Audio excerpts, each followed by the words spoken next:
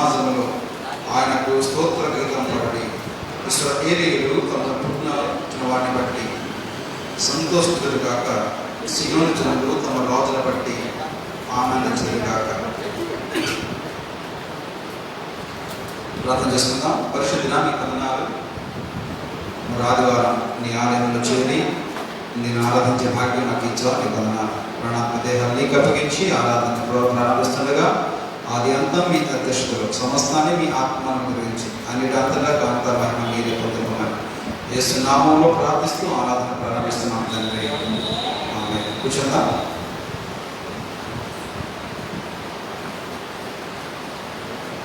నూట 47వ కీర్తనని చదువుకుందాం. 147వ కీర్తన, song number 147.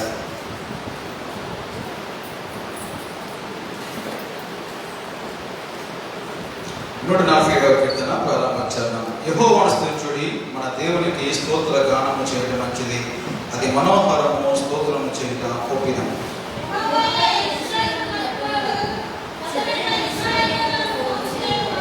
గుండె చదివిన వారిని ఆయన బాగు చేయువాడు, వారి గాయములు కట్టువాడు.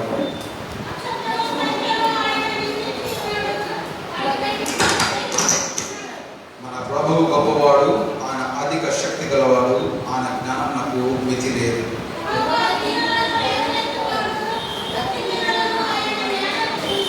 కృతజ్ఞతాస్తులతో యెహోవాను కీర్తించుడి, సితారాతో మన దేవుని కీర్తించుడి.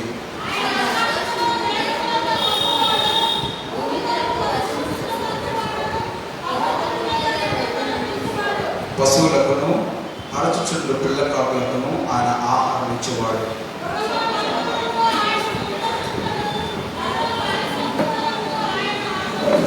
తన యందు భయభక్తులు గలవారి యందు, తన కృప కొరకు కనిపెట్టు వారి యందు యెహోవా ఆనందించువాడై ఉన్నాడు.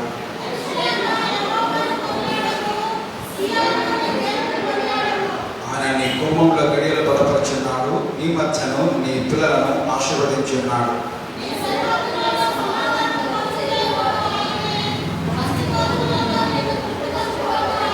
భూమికి ఆజ్ఞనిచ్చువాడు ఆయనే, ఆయన వాక్యము బహువేగముగా పరిగెత్తును.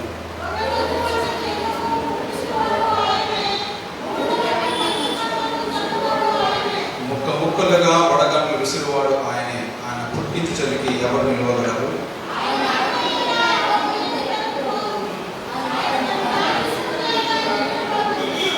ఆయన తన వాక్యము యాకోబుకు తెలియజేసెను, తన కట్టడలను తన న్యాయ విధులను ఇశ్రాయేలునకు తెలియజేశాను.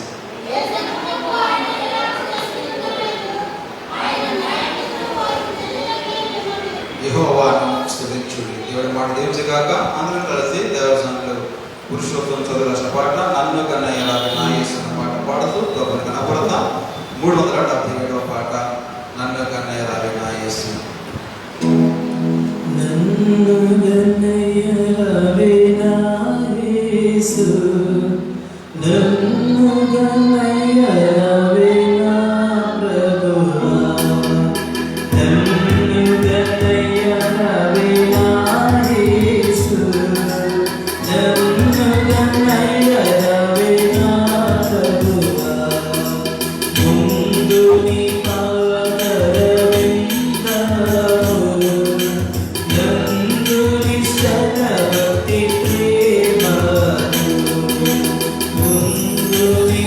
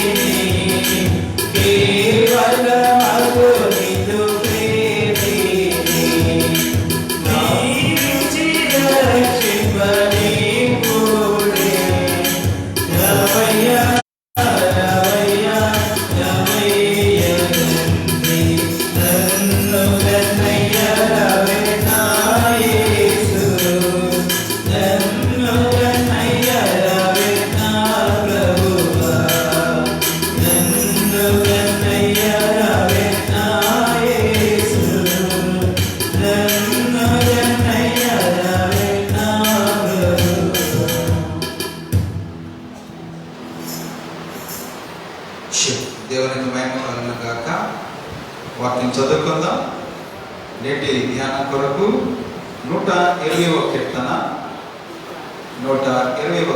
మనం చదువుకుందాం. మొదటి నుంచి చివరి దాకాను 7 వచనములు. 120వ కీర్తన 1 నుంచి 7 వచనాలు. Book of Psalms, psalm number 120 verses 1 to 7. వాక్యం చదువుకుందాం. బాబు రవి వచ్చి వాక్యాన్ని చదువుతాడు. మిగతా వాళ్ళు మీ బైబిల్ తెరిచి వాక్యం చదువుతుండగా భక్తి కోణంతో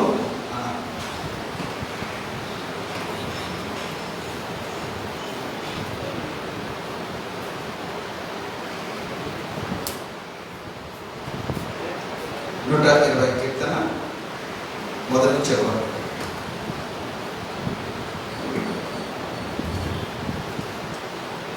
నా శ్రమలో నేను యెహోవాకు మొరపెట్టి ఆయన నాకు ఉత్తరం ఇచ్చాను. యెహోవా అబద్ధమైన పెదవుల నుండి మోసకరమైన నాలుక నుండి నా ప్రాణం విడిపించు. మోసకరమైన నాలుక వారిని నీకేమి చేయదు, ఇంతకంటే అధికంగా నీకేమి చేయదు. తుంగడి నిప్పులతో కూడిన బాణములను, అలాంటి వాడిగల బాణములను నీ మీద వేయు.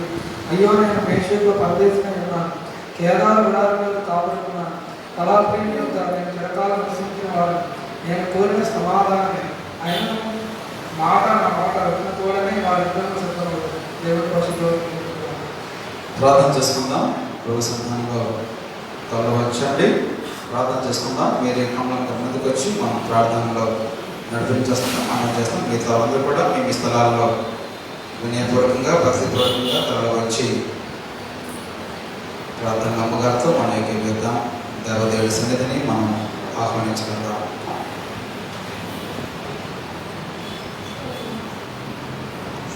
స్తోత్రములైన మహోన్నతులకు వందనాలు, స్తోత్రములు ప్రభా.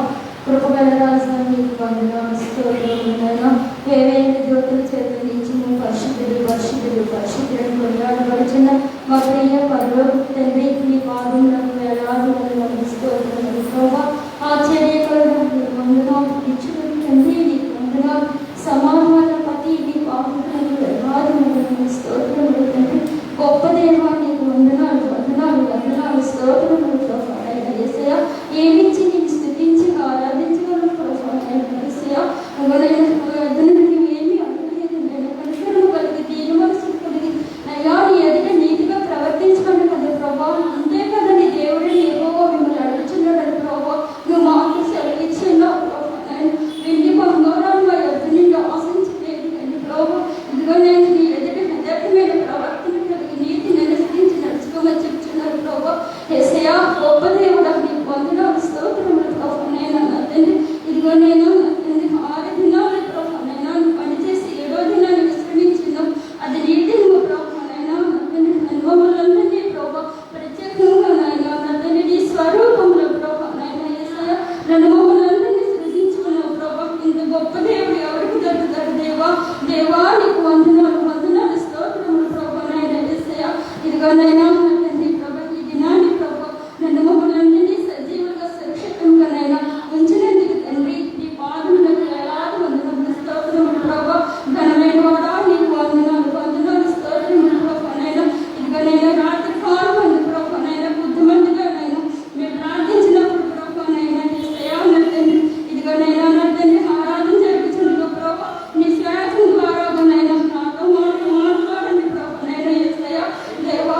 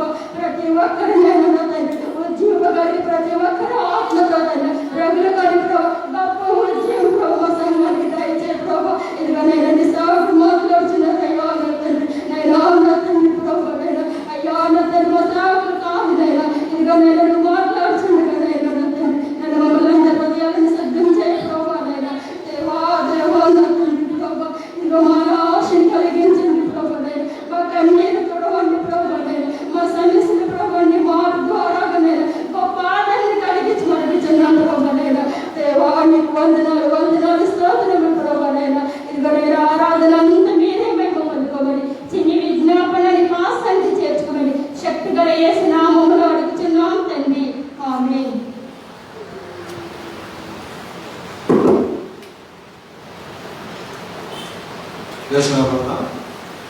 పాట పాడి ప్రభుని ఆరాధించి దేవవాక్య ధ్యానానికి మళ్ళా మనసుపరచుకుందాం.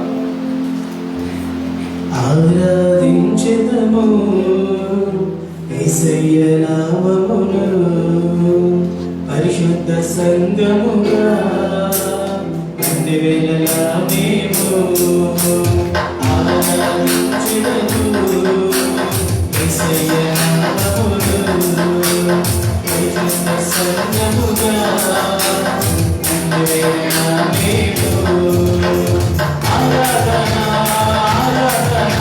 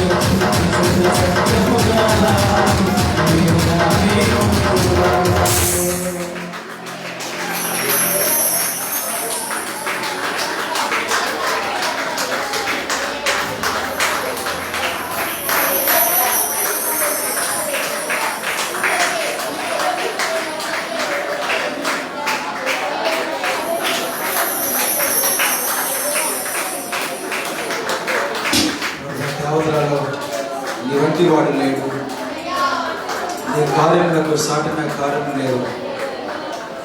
ఉంటని యెహోవాకు సాటి ఎవడు ప్రభువా? దేవా, ఇంత ప్రపంచంలో నిన్ను పోలినవాడు ఎవడు ప్రభువా? నీకు సమ్ముడు ఎవడు ప్రభువా? సాటి లేని మేటి దేవుడవు దేవా. ప్రతి వారికి నీవే దేవుడవు. నీకు ముందు ఏ దేవుడు లేడు, నీ తర్వాత ఏ దేవుడు ఉండడు ప్రభువా. అల్ఫావు ఒమేగావు, మొదటివాడవు కడపడి వాడవు, ఆదియు అంతున్న వాడవు, వర్తమాన భూత భవిష్యత్తు వాడవు, యుగ యుగములకు సజీవుడు ప్రభువా. నీ పొందనాడు స్తోత్రాలు తండ్రి. మరొక ఆదివారం అట్టి శ్రేష్టమైన ప్రతి మోకలు వంగి ప్రతి నాలుగు ఆరాధించే శ్రేష్టమైన ఘనమైన నీ నామాన్ని ఆరాధించే భాగ్యం మాకు ఇచ్చాను. పొందనాలు దేవా. యేసయ్య దేవా, ఈ పరిస్థితి ఎంతో మంది ప్రభా తండ్రి ఈ యొక్క మహమ్మారి బట్టి దేవా ఐసీయూలో, ఐసోలేషన్ లో, దేవా క్వారంటైన్ ఉన్నారు ప్రభా. దేవా కొందరైతే దేవా తండ్రి దేవా ఈ పోరాటములో ఓడి ప్రభా మరణం పాలై మట్టి పాలై ఉన్నారు ప్రభా. వారికంటే ఏ విషయంలో కూడా ఏ మాత్రం కూడా ఖండము, యోగ్యులము, మంచివరము, నీతిమంతులము కానప్పటికీ కేవలం నీకు ఇష్టమైన కృప చేత, నీ మేలు చేత మరణ పంచుల నుంచి మా ప్రాణ రక్షించి, సమాధానం నుంచి మా ప్రాణ విమోచించి, పక్షి రాజు వలె మా యవనం పూర్తపరిచి, మేలుల చేత తృప్తిపరిచి, తండ్రి తన కుమారుల జాలిపడగా మా యందు జాలిపడి భూమికి పడన దూరము ఆ నుంచి మా పాపములు అంత దూరం చేసి నీ కృప చేత, నీ కరుణ చేత ఈనాటి వరకు మమ్మల్ని నిరంతరం కాపాడు దానం కొరకు నీ వందనాలు స్తోత్రాలు. ఎంత ఆరాధించినా తక్కువే ప్రభువా. దేవా తండ్రి వందనాలు స్తోత్రాలు. ఆదివారం తండ్రి మా స్తుతుల నైవేద్యం స్వీకరించమని ప్రార్థన చేస్తున్నాను. దేవా, నీ వాక్యాన్ని ధ్యానిస్తుండగా వినే చెవులు, గ్రహించున్నది మాకు ఇప్పని దుటిగా తేటగా మాతో మాట్లాడమని ప్రార్థన చేస్తున్నాను. అలుపుడు నయ్యపిన మరొక మాట తండ్రి, అయ్యా తండ్రి నన్ను కనిపిస్తుండగా ఈ మట్టి నటకుల తండ్రి మీ మహిమైశ్వర్ నింపి ప్రభువా. ఈ బలహీనని ఈ బలమైన ఆత్మ నింపి ప్రభువా. బలమైన మాటలు బలంగా చెప్పడానికి నన్ను బలపరచమని దీవించమని ప్రార్థన చేస్తున్నాను. సమస్త మహిమ మీకే చెల్లును గాక. నీ నామమును ఘనపరచబడును గాక. నీవు తప్ప మరో ఆలోచన, నీవు తప్ప మరో ధ్యాసకు రాకూడదు ప్రభువా. అయ్యా, నీవు తప్ప ఏ ఒక్కరికి ఘనపరచబడకూడదు మా ప్రభువా. మహిమ ఘనత నీకు ఆరోపిస్తూ అయ్యా నీ ప్రాణమంతా నీ మహిమ ప్రవాహము అయ్యా భూమి పొరలనిమ్మని, నీ ఆనంద ప్రవాహము సాగించమని, నీ మంత్రములను సంతృప్తి చేద్దాం, తృప్తిపరచమని, సమాధానంతో మా జీవితం నింపమని యేసునామమును బట్టి ప్రార్థిస్తున్నాం తండ్రి. ఆమేన్. కూర్చుందాం.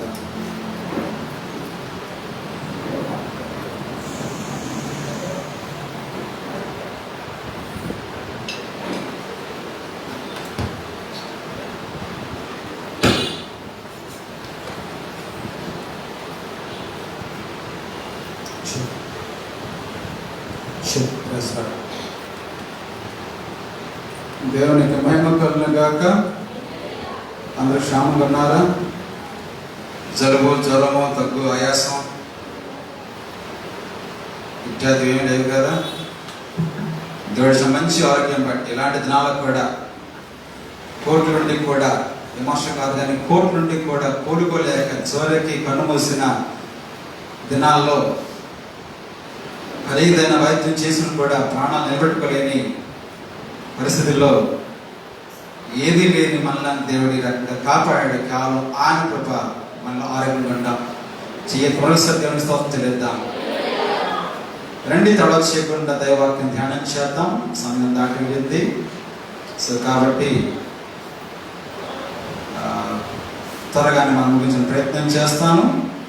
రండి, తడవ చేయకుండా వాక్య ధ్యానం కొద్దాం. దేవుడి దినాలు చక్కని వాక్యాల ద్రవంతో మాట్లాడుతున్నాడు.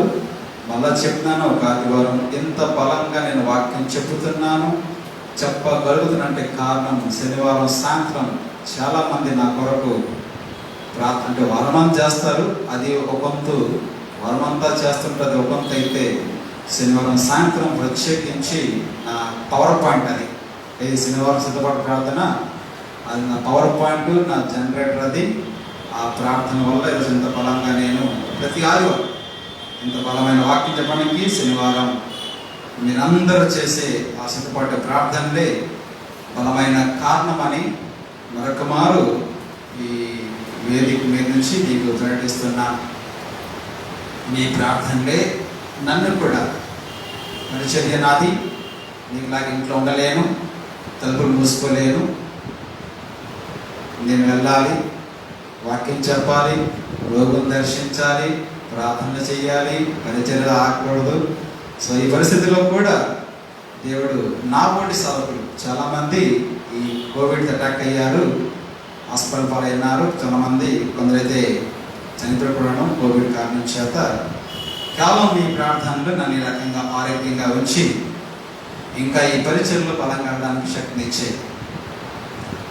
స్తోత్రమో హల్లెలూయా అవునో కాదో ఏదో చెప్పేస్తే తిరుగుతుంది పోతే అది అలా మౌనం ఉండడం అది మంచిది కాదు. ఎవరో ఇంటికి వెళ్తే ఒక అమ్మాయి మంచి ఐస్ క్రీమ్ ఇచ్చింది, పాస్టర్ తినండి బాగుంటుంది అన్నది. అమ్మ బాగుంటుంది, కానీ ఇది తిన్న తర్వాత ఒకరి మధ్యలో నా ప్రసంగం చేసి వచ్చుమని అనుకో అందరూ పారిపోతారు. అవునా కాదా? ప్రసంగం చేస్తూ చేస్తూ పొరపాటున అచ్చుమని తుమ్మితే మొత్తం అందరూ వేసి పరిగెడతారు. ఇక్కడ నుంచి సెందుకొచ్చి పడవమ్మా వద్దులే తల్లి అన్న. సో కాబట్టి ఈ ఆరోగ్యం కేవలంగా మీ ప్రార్థన ద్వారా ప్రవహించిన గొప్ప ఆశీర్వాదం. మరొక బలమైన ప్రార్థన అవసరం నేను పెడతాను. వచ్చే వారంలో పెద్దాపురం ప్రాంతంలో ఈ 9 నెలలు అడుగు బయట పెట్టలేదు. ఇల్లు చర్చు తప్ప వచ్చే వారం 7, 8, 9 3 కూడా పెద్దాపురంలోని కొండపల్లి చిన్న పల్లెటూరు ప్రాంతం ఉంది. అక్కడ 3 దినాలు ఉపవాస కూటాలు. దాదాపు 3వ సంవత్సరం అంటాం. ఆ సంఘ బిడ్డలు ఉపవాస ప్రార్థన మాత్రం ఎవరిని పిలవమాకండి, విజయ్ కుమార్ గారిని మాత్రమే పిలని అంటారు. సో ఒక కారణం చేత వెళ్ళాల్సి వస్తుంది. సో ఈ పరిస్థితి బట్టి వచ్చే వారం 7, 8, 9, 3 కూడా అక్కడ నేను రోజు 2 ప్రసంగాలు, ఉదయం రాత్రి. మనలాగా అరగంట పోగంట సరిపోదు. ఒక ప్రసంగం దాదాపు 2 గంటల సేపు నేను నిలబడి మాట్లాడాలి. రోజంతా పెట్టిన ఉపవాసం ఉంటారు, ప్రార్థన ఉంటారు. సో నేను ఎంత ఆరోగ్యంగా వెళ్తానో మరి వెంటనే 10వ తారీఖులో వచ్చేస్తుంది. కానీ మళ్ళీ 10 మన బ్రాంచ్ చర్చ్ అనవలసి ఉంది కాబట్టి బ్రాంచ్ చర్చ్ వార్షిక వస్తుంది. అందుకని 10 మధ్యాహ్నం కల్లా సాయంత్రం కల్లా నేను అయిపోతాను. కలపట్టక్కలేదు. సో నేను ఎంత ఆరోగ్యంగా వెళ్తానో మళ్ళీ తిరిగి అంతే ఆరోగ్యంగా రావాలంటే మీరు ఏం చేయాలి తెలుసు. ఏం చేయాలి? వెరీ గుడ్, చాలా సంతోషం. సో మీ ప్రార్థన వల్ల నేను ఆరోగ్యంగా వెళ్ళి మరి ఆరోగ్యంగా బలంగా 3 రోజులు వాడబడి అనేక ఆత్మలు అంటారు. మీరు ఎప్పుడు వచ్చినా వెళ్ళిన ప్రతి సంవత్సరం ఏదో ఒక ఆశీర్వాదం. చర్చికి ఒక సంవత్సరం వెళ్తే వాళ్ళు యాంప్లిఫైర్ కొనుక్కున్నారు, ఒక సంవత్సరం వెళ్తే సౌండ్ స్పీకర్ కొనుక్కున్నారు. అలాగే ఎప్పుడు వెళ్ళినా ఏదో ఒక ఆశీర్వాదం. ఈ సంవత్సరం కూడా దేవుడు ఏదో ఒక ఆశీర్వాదం మా సంఘానికి దయచేయాలని ప్రార్థన చేయండి. మీ ప్రార్థన ద్వారా నేను వాళ్ళని ఎంత ఆరోగ్యంగా వెళ్తాం మళ్ళీ తిరిగి అంతే ఆరోగ్యంగా కనుక రావాలంటే మరి ఈ రోజు నుంచి వచ్చే శనివారం అనగా 10వ తేదీ వరకు కూడా మీరు ఆపకుండా నాకు ఒక ప్రార్థన చేయాల్సిందే. ఏమంటారు? ఆల్రైట్, వాక్యం చూద్దాం. ఇది నేను చెప్పబోయే వాక్యం సమాధానం ఇచ్చు దేవుడు. చెప్పండి గట్టిగా. మన దేవుడు సమాధానకర్త. బైబిల్ అంటున్న పేర్లు అంటే ఆయన ఆశ్చర్యకరుడు, ఆలోచనకర్త, బలవంతుడైన దేవుడు, నిత్యుడగు తండ్రి, సమాధానకర్తయగు అధిపతి, ప్రిన్స్ ఆఫ్ పీస్. ఆయన సమాధానకర్త, సమాధానం ఇచ్చే దేవుడు. నా సమాధానం నేను మీకు ఇస్తున్నాను అని ఆయన వాగ్దానం చేశాడు. అంతేకాదు 147 అంటాడు, నీ సరిహద్దుల్లో సమాధానం కలుగజేయువాడు ఆయనే. అంటే ఆయన తప్ప ఇంకేది కూడా అనగా డబ్బు ధనం, అనగా ఆస్తి ఐశ్వర్యం, అనగా వెండి బంగారాలు, అనగా బంధు బలగాలు, అనగా మనకున్న హోదా, స్థాయి, స్థానము, స్నేహం, బంధుత్వం, ఏది కూడా పరువు, పరపతి, పేరు, ప్రఖ్యాతి ఏది కూడా మనకు సమాధానం కలుగ చేయలేదు. ఆయన్నే. Except him peace is impossible. ఆయన కాకుండా, ఆయన లేకుండా సమాధానం అనేది సాధ్యం కాదు అని దాని అర్థం. నీ సరిహద్దుల్లో సమాధానం కలుగజేయవాడు ఆయనే. ఒక సమాధానం ఇచ్చే దేవుడిని మనము ఈ పూట స్తుతిస్తున్నాం, ఆరాధిస్తున్నాం. మన సరిహద్దుల్లో సమాధానం చేసి సమాధానంతో మనం నడిపించే ఒక దేవుడిని మనం పూజిస్తున్నాం. ఈరోజు మనిషికి అత్యంత అవసరం ఏదంటే సమాధానం కావాలి. సమాధానం కావాలి. ఆ సమాధానం అంటున్నాను, నీ సరిహద్దుల్లో సమాధానం కలుగజేయవాడు ఆయన్నే అన్నప్పుడు అర్థం చెప్పాను. ఆయన కాక, ఆయన తప్ప ఇంకెవరు కూడా మనకు సమాధానం ఇవ్వలేరు. అందుకే 8 దినముల బాలుడిని తన చేత పట్టినప్పుడు సుమియోను ఈ మాట అంటాడు, నాథ సమాధానముతో నీ దాసుని నీవు పోనిచ్చున్నావు. ఏరైనా అంటాడు, నీ రక్షణ నేను కల్లారా చూచాను. ఓ రక్షణ ఆనందం పొందా, నీ రక్షణ కల్లారా చూచాను కాబట్టి నేను సమాధానంతో సమాధికి వెళ్తున్నాను. దేవుని బిడ్డలు గమనించండి, దేవుడు నమ్ముకున్నవాడు, ప్రభువు నమ్ముకున్నవాడు, మార్పు పొందినవాడు, రక్షణ పొందుకున్నవాడు బ్రతికిన సమాధానం అవుతాడు. రేపు చావచ్చిన వాడు సమాధానంతో చేస్తాడు. కాబట్టి ఈరోజు అట్టి సమాధానం మనం అనుభవించండి. అట్టి సమాధానం దేవుడు మీకు దయచేయండి. నేను మీ నిమిత్తం ప్రార్థన చేస్తున్నాను. 2 వాక్యం కొద్దాము. 121 కీర్తన మనం చదువుకున్నాం. 121 కీర్తన మనం చదువుకున్నాం. తెరిచి ఉంచిన 121 కీర్తన నుంచి కొన్ని అమూల్యమైన సత్యాలు ఈ పూట మనం లోతుగా ధ్యానం చేద్దాం. బైబిల్లో మొత్తం ఎన్ని కీర్తనలు ఉన్నాయి? పిల్లలు అడుగుతాను, మొత్తం ఎన్ని అధ్యాయాలు ఉన్నాయి? కీర్తన గ్రంథంలో ఎన్ని అధ్యాయాలు ఉన్నాయి? కీర్తన గ్రంథంలో ఎన్ని అధ్యాయాలు ఉన్నాయి? 150 అధ్యాయాలు. అంతేనా? ఎవరు మాట్లాడలేదు ఏంటి? 40 ఏళ్ళ భక్తులందరూ 150 అధ్యాయాలు కాదు. అక్కడే తేడా పెట్టింది. చాలాసార్లు ఈ విషయం నేను చాలాసార్లు నొక్కి చెప్పాను, కానీ మీరు దాన్ని మార్చుకోలేదు. మళ్ళా చెప్తున్నాను, 150 అధ్యాయాలు కావాలి. ఇంత మనం పాట పాడమే ఆంధ్రశ్రీ కీర్తన ఎన్నో పాట పాడాం? 377. ఆలోచించండి, ఆంధ్రశ్రీ కీర్తనలో 377 అధ్యాయం అంటే మీకు ఎలా ఉంటుంది? ఆంధ్రశ్రీ కీర్తనలో 377 అధ్యాయం అంటే వినడానికి కాస్త ఎప్పెట్టుగా ఉంటుంది. అది 377 అధ్యాయం కాదు, 377వ కీర్తన. అలాగే మనం చదువుకుంది 120వ అధ్యాయం కాదు, 120వ కీర్తన. కీర్తన గ్రంథంలో అధ్యాయాలు లేవు. సో అవి అధ్యాయాలు కాదు. చాలాసార్లు మాట చెప్పినా, చాలాసార్లు మీరు అలవాట్లో భాగంగా మాట్లాడితే రేపు కాసేపు బట్టలు అవుతుంది. కీర్తన 120 అధ్యాయం చదువుతుంటారు. కాబట్టి 120 అధ్యాయం అని. కీర్తన 120 అధ్యాయం కాదు, 127వ కీర్తన. లేక ఇంగ్లీష్ అంటే సాంగ్ నంబర్ 127. అర్థమైందా? హలో, ఈ ఎప్పుడైనా పొరపాటు అన్నా సరే 120 అధ్యాయం అంటే మీతో నవ్వేది గట్టిగా. ఎందుకని? అవతల వాళ్ళు కాదని అర్థమవుతుంది కదా. ప్రశ్న, మరి మాస్టర్ గారు మరి కీర్తనలు అధ్యాయాలు లేవంటే ఉన్నాయి. ఎన్ని అధ్యాయాలు అంటే చెప్పినవండి, 5 అధ్యాయాలు ఉన్నాయి కీర్తనలోన. 5 అధ్యాయాలు. దాన్ని మన తెలుగు బైబిల్లో స్కందము అన్నారు, ఇంగ్లీష్ బైబిల్లో బుక్ అన్నారు. First book, second book, third book, fourth book, fifth book అన్నారు. తెలుగు బైబిల్లో స్కందం అన్నారు. ప్రథమ స్కందము 1 నుంచి 40 కీర్తనలు, ద్వితీయ స్కందము 42 నుంచి 72వ కీర్తన వరకు, తృతీయ స్కందము 73వ కీర్తన నుంచి 89వ కీర్తన వరకు, చతుర్థ స్కందము 90వ కీర్తన నుంచి 106వ కీర్తన వరకు, పంచమ స్కందము 107 నుంచి చివరి వరకు, అనగా 150 వరకు. 5 స్కందాలు. ఒక్కొక్క స్కందంలో ఇన్ని కీర్తనలు ఉన్నాయండి. అంటే పంచమ స్కందంలో ఒక 40 కీర్తనలు ఉన్నాయి. రెండో స్కందంలో, ద్వితీయ స్కందంలో 42 ఉన్నాయి. సో కీర్తన నంబర్ 42 నుంచి కీర్తన నంబర్ 72 వరకు ఇవి ద్వితీయ స్కందం ఉంటాయి. అచ్చం తెలుగు భాషలో లేక సంస్కృత భాషలో స్కందము అంటే, సంస్కృత భాషలో స్కందము అంటే అధ్యాయం, చాప్టర్. అందుకన్నాను అధ్యాయం లేదంటే ఉన్నది, కానీ 5 అధ్యాయం ఉన్నాయి. ఎందుకంటే తెలుగు భాష ప్రకారంగా స్కందము అంటే అధ్యాయము. సో ఈ 150 కీర్తనల్ని 5 స్కందాలుగా పెట్టి ఒక్కొక్క స్కందంలో కొన్ని కీర్తనలు పెట్టారు. గమనించండి, ఈ కీర్తనలన్నీ ఒకడే రాయలేదు. ఈ కీర్తనని ఒకేసారి రాలేదు. కొన్ని దావీదు రాశాడు, కొన్ని సొలొమోను రాశాడు, కొన్ని మోషే రాశాడు, కొన్ని ఆసాఫ్ రాశాడు, కొన్ని కొరాహు కుమారులు రాశారు, కొన్ని ఆసాఫ్ అనుచరులు రాశారు. గమనించలాగా ఒక్కటి రాస్తే కాదు, లేక ఒకే సమయం రాస్తే కాదు, కొన్ని దావీదు కాలము, కొన్ని సొలొమోను కాలము, కొన్ని చెరకు ముందు, కొన్ని చెరలో ఉన్న, కొన్ని చెర తర్వాత రాశారు. గమనించండి, వాటిలో ఉన్న కామన్ థీమ్ అంటే సామాన్యమైన సందేశాన్ని బట్టి వాటిని ఈ కీర్తన పక్కన ఈ కీర్తనని అలాగా అమర్చి పెట్టారు. అంతే తప్ప అది సమయాభావన టైం సీక్వెల్ అయితే కానే కాదు.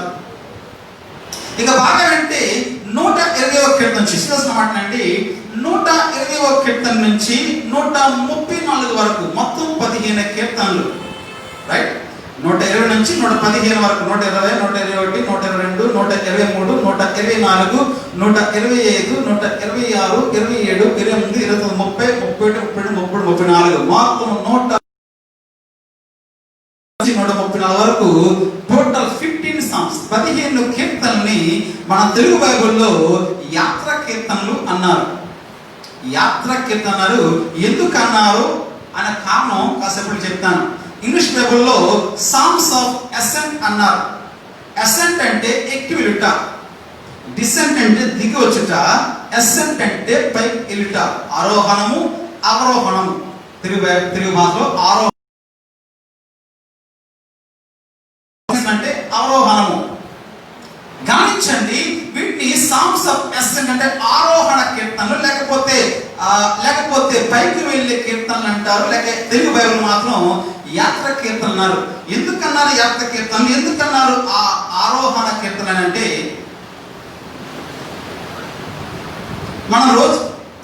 మనం వారానికి ఎన్నిసార్లు మందిరానికి వస్తున్నాం? ఒకప్పుడు కాబట్టి వారం అంతా ప్రార్థనలే, అవునా? వారం అంతా ప్రార్థనలే. పొద్దున్న ప్రార్థన, మధ్యాహ్నం ప్రార్థన, సాయంత్రం ప్రార్థన, ఇలాగా ఎవరైనా మధ్యలో ఏదైనా దోమ కొడితే మళ్ళీ ప్రార్థన, అవునా? సో వారం అంతా ఎక్కడో వదిలే ఏదో ప్రార్థన అయ్యేది. ఇప్పుడు ఉన్న వారికి సమాజ మందిరం ఉండేవి, సినిమాగా అంటారు, సమాజ మందిరం ఉండేవి. ఈ సమాజ మందిరాల్లో వారు వారంగా ప్రతి సబ్బాతు, ప్రతి శనివారం కూడా వారు సమాజ మందిరాల్లో కూడా ఆరాధించేవారు. సంవత్సరానికి 3 సార్లు మాత్రం చావో రేవో, మంచో చెడో, ఆరోగ్యమో అనారోగ్యమో, అవకాశం ఉన్నా లేకపోయినా సంవత్సరానికి ఈ 3 సార్లు మాత్రం ప్రపంచంలో వారు 180 దేశాల్లో ఎక్కడున్నా ఏమోన్నా సంవత్సరానికి ఈ 3 సార్లు ఖచ్చితంగా తప్పకుండా వారు యెరూషలేము దేవాలయానికి వెళ్ళి తీరాల్సిందే, నో ఆప్షన్. ఏంటది? క్రిస్మస్ అమ్మా, జనవరి 1, తర్వాత జనస్తోత్రం కలిగిన కాక 3 సార్లు. ఏంటంట అంటే భక్తులు అంటే వారు బట్టి చెప్తున్నాను, అందరూ కాదు, మీతో మంచివారు. 3 సార్లు, 1 పస్కా పండుగ, 2 పెంతెకొస్తు పండుగ, 3 పర్ణశాల పండుగ. ఈ 3 పండుగలకి ప్రపంచంలో వారు ఏ మూల ఉన్నా వారు ఖచ్చితంగా యెరూషలేముకి వెళ్ళి తీరాల్సిందే. ఇస్లాం మతంలో 5 పిల్లర్స్ అంటారు, పిల్లర్స్ ఆఫ్ ఫెయిత్ అంటారు. 5 విశ్వాస స్తంభాలు ఉంటాయి. అందులో ఒక స్తంభము, ఒక సోదరుడు, ఇస్లాం సోదరుడు తన జీవిత కాలంలో ఒక్కసారైనా ఖచ్చితంగా చచ్చిపోయేలోగా ఒక్కసారైనా మక్కా వెళ్ళాల్సిందే. దాన్ని హజ్ అంటారు వాళ్ళు. ఇలా లేకపోతే డబ్బు ఇచ్చి ఎవరినైనా పంపించే లైఫ్ లో ఒకసారి తను ఖచ్చితంగా హజ్కి వెళ్ళాలి. అలాగే యూదులు కూడా ఖచ్చితంగా సంవత్సరానికి ఈ 3 పర్యాయాలు తప్పకుండా యెరూషలేముకి వెళ్ళాలి. 1 పస్కా పండుగ, 2 దాని కరెక్ట్గా 50 రోజుల వచ్చే పెంతెకొస్తు పండుగ, 3వది పర్ణశాల పండుగ. గమనించండి, మనకి మందిరికి వెళ్ళడం అంటే పెద్ద కష్టమైన పని ఏం కాదు, అంతేనా? ఎంత కష్టపడుతున్నారో మందిరం రావడానికి మీరు? పెద్ద కష్టమైన పనే కాదు, పొగితే రాకుమాడి. కానీ యెరూషలేము దేవాలయము అదే మళ్ళా రోడ్డు పక్కన లేదు, ఎత్తైన కొండల మీద. ఏ కొండ మీద అలనాడు అబ్రహాము ఇచ్చాడో, అబ్రహాము మోరియా దేశం నేను చూపించు కొండ మీద అన్నాడో, ఏ కొండ శిఖరాన్న ఆ రోజు ఇస్సాకును అబ్రహాం బలిపెట్టించాడో, ఆ కొండ శిఖరాన్న ఒక ఎత్తైన సియోను కొండ శిఖరాన ఉంటుంది యెరూషలేము దేవాలయము. ఆడికి వెళ్ళడం అంటే ఒక దుస్సాహసమే, అంత తీవ్ర పని కాదు. ఆ కొండ మెట్లెక్కితే వెళ్ళాలి. ఎవరైనా ఎక్కారా కొండ? ఎప్పుడైనా కొండ మెట్లెక్కి ఎక్కారా? పోనీ దేవుడు నమ్మకం ముందు ఎప్పుడైనా ఏ కొండ ఎక్కారా మెట్లెక్కి? ఇక్కడంటే మనకు ఆ కృప లేదు. నేను ఎప్పుడైనా నా ఆలోచన ఒకటే, ఎప్పుడైనా భవిష్యత్తులో నా సొంత సంఘము, నా సొంత పరిచర్య వచ్చినప్పుడు నేను కొండ మీద చర్చ కడతాను. కదలపాలము, తాడ్చెడిపాలము, లేకపోతే ఏ పాలు వెళ్ళిపోయి ఎత్తైన కొండ మీద కడతాను. నిజంగా దేవుడు అంటే భక్తునుడు అందరూ లేకపోతాడు. ఏమంటారు? గమనించండి, ఎత్తైన కొండ మీద ఆ గంధం ఉంటుంది. ఎంత చిన్న విషయం కాదు, కష్టపడి కొండ ఎక్కాలి. ఎంత కష్టమో ఒకసారి ఆ కొండ ఎక్కి అడగండి. ఆ కొండ ఎక్కినప్పుడు ఎంత కష్టపడతారో, ఆ మెట్లు ఎక్కలేక, బాధపడలేక. కొన్ని 1000 మెట్లు ఉంటాయి. పక్కనే మనకి ఎదురుగా కొండ ఉంది, ఆ పక్కన మనకి ఇంకో కొండ ఉన్నాయి. మన మొక్కు తీరడం కొరకు, లేకపోతే ప్రార్థన కొరకు, కార్యం సఫలపడడం కొరకు మోకాలపై కొండలు ఎక్కేవారు. వెంటనే రోజు యేసయ్య కృపా శిలువ మహత్యం. ఇక మోకాలపై కొండలు ఎక్కే పని లేదు. ఉన్న చోట మోకాలేస్తే సరిపోతుంది. ఉన్న చోట మోకాలేస్తే చాలు. రైట్? ఈ కొండకు ఎత్తులేక పర్లేదు, ఎక్కలేకపోతున్నాం. ఆ కొండ మా 3 అంతస్తులు మళ్ళా. ఆ కొండ, ఈ కొండ, ఇంకా ఏ కొండతో పని లేదు. ఇంకా అన్నాను, ఇంక అక్కడ పరిగెట్ట. ఒక మాట చెప్పినాడు, మా అమ్మ ఒక మాట చెప్పేది, దరిద్రగొట్టుడు దండలో ఉంటే ఆడ కూడి ఉండదట. దరిద్రగొట్టుడు దండలోకి వెళ్ళినా. సో కాబట్టి నీకు ఆ విశ్వాసం లేకపోతే ఊరంతా తిరిగినా, దేశం తిరిగినా, ప్రపంచం తిరిగినా, రోజు 10 సంఘాలు తిరిగినా సుఖం ఉండదు అంటున్నాను. విశ్వాసం నీలో ఉంటే ఉన్న చోట మోకరించుడు, అద్భుత దేవుడు నీ పట్ల చేసి పెడతాడు. మీరు కొండెక్కినప్పుడు, ఆ కొండ ఎక్కుతున్నప్పుడు పాడే పాట అంటే, వారు యెరూషలేముకి వెళ్తున్నప్పుడు, యెరూషలేము ప్రయాణం చేస్తున్నప్పుడు, ఆ ప్రయాణంలో ముఖ్యంగా కొండ దిగు నుంచి ఆ పైకెక్కినప్పుడు వాళ్ళు పాడుతూ, ఈ పాటలు పాడుతూ, ఈ 15 పాటలు వాళ్ళు పాడుతూ ఆ కొండ ఎక్కేవారు. అందుకే వీటిని యాత్ర కీర్తన లేకపోతే ఆరోహణ కీర్తన అని పిలిచారు. ఎందుకని అర్థమైందా మీకు?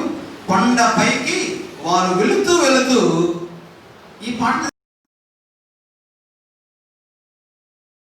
పూర్వకాలం, ఇప్పుడు ఈ సంప్రదాయం లేదు కానీ ఇప్పుడంతా డీజే సౌండ్ దాన్ని దాంట్లో బాబాయ్ ఇంకా నేను ఎవరు వేసారు గుండెపడుతున్నాయి కాసేపు.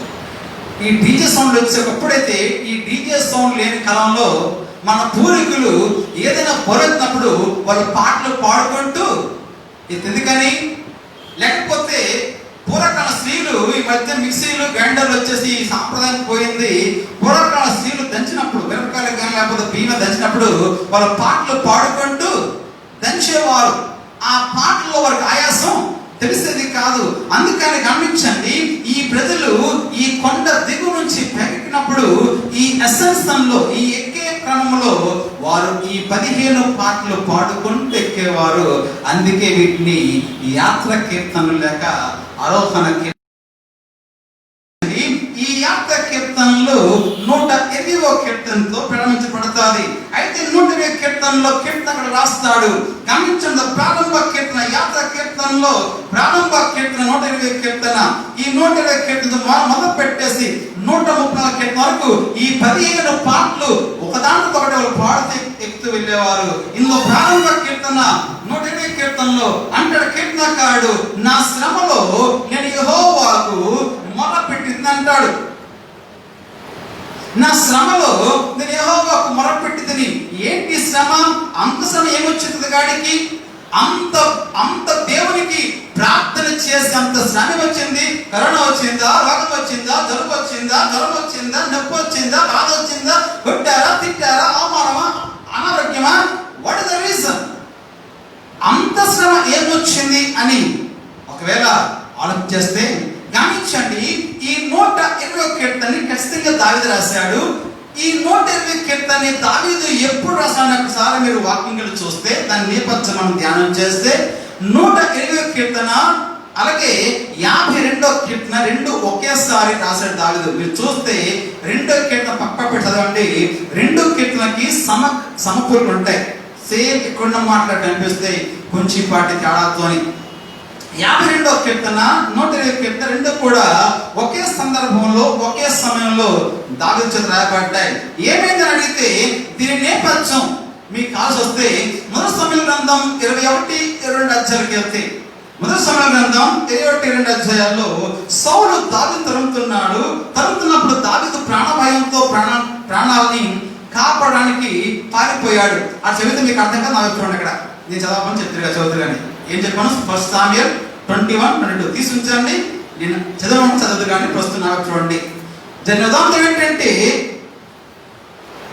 సౌలు భయంతో దావీదు తన ప్రాణం కాపాడడానికి పారిపోతాడు. పారిపోయిన తర్వాత అక్కడ ఆయనకి ఒక యాజ కనిపిస్తాడు, అహీమెలెకు. ఆయనకి వెళ్ళి, అయ్యా నాకు ఆకలిగా ఉంది, రొట్టెలు లేవా అని అడుగుతాడు. ఒక 5 రూపాయలు తెప్పాలి అడిగితే అహీమెలెకు అంటాడు, అయ్యా రొట్టెలు లేవు, కాకపోతే ప్రధాన యాజకులు తప్ప ఎవరు తినకూడని సముఖ రొట్టెలు ఉన్నాయి, అవి యాజకులు తినాలి, ఇంకెవరు తినకూడదు.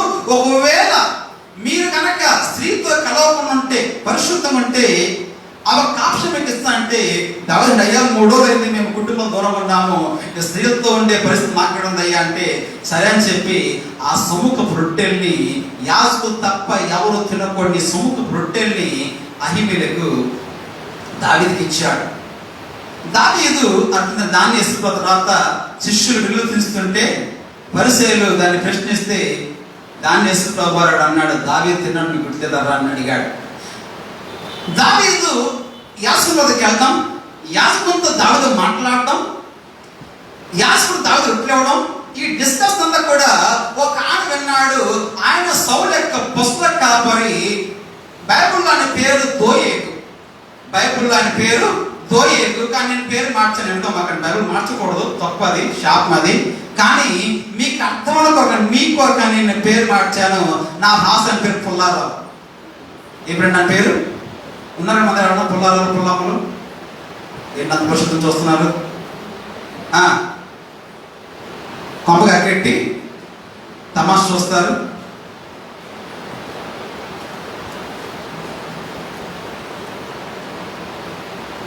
ఏమందు సింపుల్ ఒక మాట అంటది, చిన్న చీర బాగుంది దేవుడు మీ అత్త తెచ్చుకున్నది అంటది.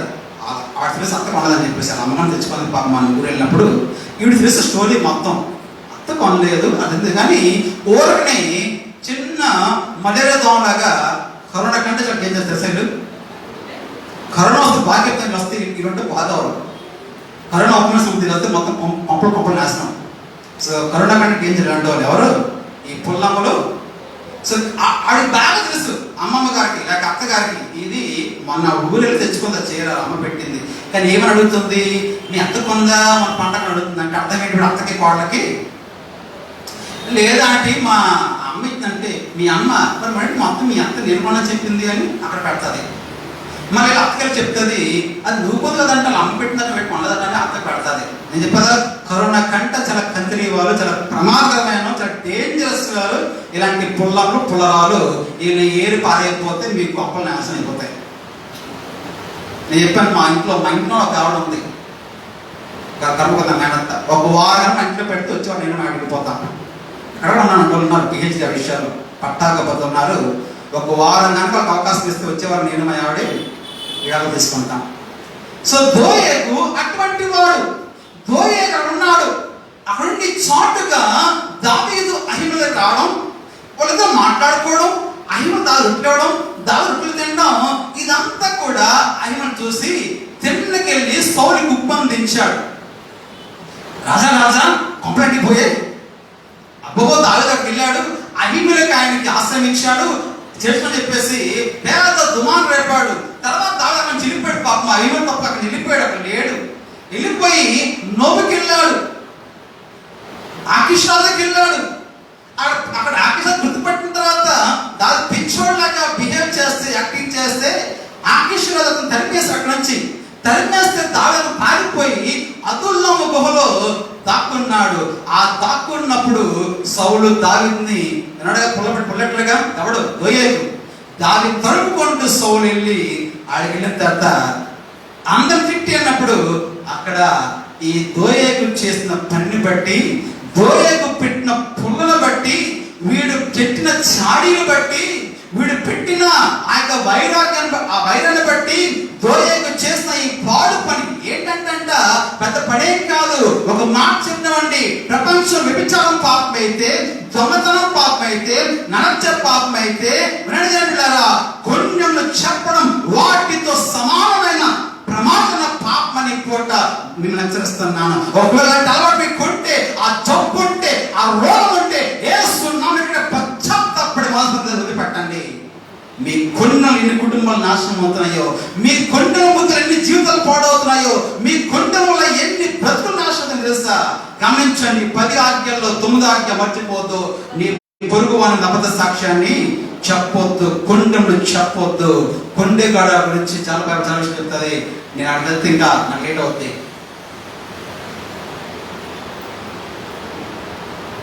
గమనించండి, ఇలాంటి కొండలు చెప్పడం కదండి. ఆ రోజు హాము చేపను గురయ్యాడు. ఆ నాన్న తాగపడుకుంటే వెళ్ళి కప్పాలి కదా, వెళ్ళిపోయి అన్నలు కదా పెద్ద పుణ్యకరం చేస్తున్నట్టుగాను, ఏదో పెద్ద బీబీసీని చూస్తున్నట్టుగా వెళ్ళి అన్నలకి అన్నయ్య నాన్న తాకి దిగంబరపడని చెప్పేసి ఈ కొండలు చెప్పే కదా హాము శాపాన్ని తెచ్చుకున్నాడు. కనాను శపించబడ్డాడు. కొండని చెప్పి పక్కడు కొంపలు అగ్గెట్టి వాళ్ళకి బుదలు పెట్టి లేదా పుణ్యకరం చేసి అనుకుంటున్నామో శాపం నీపేకి వస్తుంది. మళ్ళా చెప్తున్నాను, కేవలం కొండెడు చెప్పిన ఒక్క కారణం చేత హాము అతని కొడుకు కనాను శపించబడ్డారు. జాగ్రత్త. మళ్ళా అంటాను, కొండెడు చెప్పి అలవాటు నీకు ఇప్పుడు ఉంటే ఇప్పుడే విడిచిపెట్టి మనసు పొందుకో. ప్రతి దానికి కొంటే పుల్లు అంటారు. ఏంటో తెలియగడతాను మీకు, ఇంక వేరే ఉద్యోగం ఇంటో తెలియగడతాను. కరోనా కాయకుండా కానీ ఏదో బైబిల్ చదువుకోవచ్చు కదా, ప్రార్థిస్తుంది కదా, మాట్లాడుతున్నాను భయపడకుండా. కొన్ని విషయాలు నాకు తెలియవు. అక్కడ ఫోన్ వస్తుంది. ఎక్కడి నుంచి? మోహన్ ఇంట్లో ఫోన్ వస్తుంది. సార్ నాకు అయిందట అంటారు. నేను ఆశ్చర్యపోతే పక్కన నాకు తెలియదు ఇంకా తెలిసింది తప్ప అని చెప్పేసి. అంటే ఇక్కడ ఏక గుడ్డు పెట్టి వాడు అక్కడికి ఎలా మీకు ఇదే ఉద్యోగం తెలియగడతాను. నిజంగా నేను ఆశ్చర్యపోతున్నాను. పక్కన ఉంటాను, ఎక్కడ 1,00,000 ఊర్లో ఉంటాను, నాకు తెలియదు. ఎక్కడ నాకు ఫోన్ చేసుకున్నా తెలియదు. అవునా అంటాను అప్పుడు దాకా. ఎందుకంటే పక్కన నాకు తెలియలేదే. ఎంత బేగ్ ఫోన్ వెళ్ళిపోయింది తప్ప అది అసలు ఒకసారి సర్వే చేయండి. అసలు ఎవరింట్లో ఉంది టెలిఫోన్ నెంబర్ డైరెక్ట్ ఒకసారి ఈ సిస్టమ్ ఎవరికి ఒకసారి సర్వే చేసి చెప్పండి. తర్వాత కానీ ఇదే వచ్చా మీకు ఇంక ఏదో రకంగా ఏదో పొందటము ఖండం చెప్పడం ఇదే పనమ్మా నీకు, ఇదే భక్తి అనుకుంటున్నావా, ఇది ఆత్మ అనుకుంటున్నావా? తప్పమ్మ తప్పు తల్లి. మనం చేస్తున్నాను కొండెములు చెప్పుట వలన వివాదాలు ఎక్కువ అవుతాయి. కొండెగాడు గురించి బైబిల్ చెప్తుంది. దయచేసి మనం చేస్తున్నాను. దోయేగు చెప్పిన కొండెం వల్ల తెలిసి ఎంత నామం జరిగిందో. దోయే కొండెము చెప్పాడు, చాడి చెప్పాడు. మన హిందీలో చుగిలి అంటారా, చుగిలి అంటారు హిందీలో, చుగులుకోరు అంటారు. అంటే కొండెము చెప్పడం, ఇలా కొండెము చెప్పడం వల్ల, చాడి చెప్పడం వల్ల ఏమైందో, సౌలు కోపం వచ్చి అహిమెలెకుని యాజకుని కుటుంబాన్ని చంపాడు. దేవదాసుని కుటుంబాన్ని చంపే ఘోర పాతకని మొదలుకున్నాడు సౌలు రాజు. ఒక దేవదాసుని నోరు పారేసుకోవడం, ఒక దేవదాసునిపై చెయ్యెత్తడము, చెయ్యెత్తడం దూరంచండి. ఒక దేవదాసునిపై నోరెత్తు కూడా శాపం అని చెప్పి మనం చేస్తున్నాను. ఒక దేవదాసుని పొరపడిన నోరెత్తవని శాపని పూట మనం చేస్తున్నాను. అంత శాపం విడిగట్టాడు సౌలు. దేవదాసుడు యాజకుని కుటుంబాన్ని చంపిన దుర్మార్గత సౌలుది. ఎందుకు చంపంటే దోయేగు చేసిన ఈ చాడీల పనికి, ఈ కొండెం చెప్పడం వల్ల. ఇలా చంపుతుంటే ఆయన కొడుకు అబియాతారు ఏదో రకంగా తప్పించుకొని పారిపోతాడు. బైబిల్ మాట ఇంటికి చదువుకుంటే అదంతా మీకు క్లియర్ కనిపిస్తుంది. 2 అధ్యాయం అంతా మీకు కనిపిస్తుంది. కొడుకైన అబియాతారు యాజకుడు తప్పించుకొని పారిపోతాడు. పారిపోయి అతుల్లం గుహలో దాక్కున్న దావీదుకు వెళ్తాడు. వెళ్ళి దావీదుకు విషయం అంతా చెప్తాడు. ఇప్పుడు చదువుదాం బైబిల్ని. 2 సమూయేలు 22:20 చదువుదాం.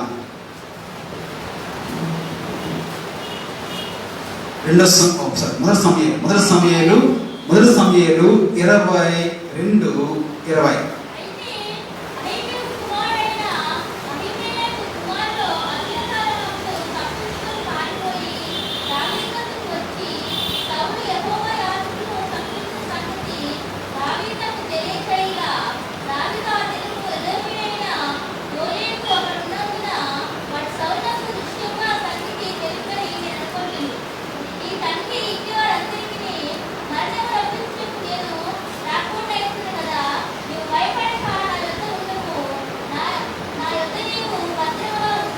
చాలా గమనించండి, ఎప్పుడైతే అబ్యాతారు పారిపోయాడు వచ్చాడో, గమనించండి, అబ్యాతారు పారిపోరాగాన క్షమించండి పారిపోరాగాన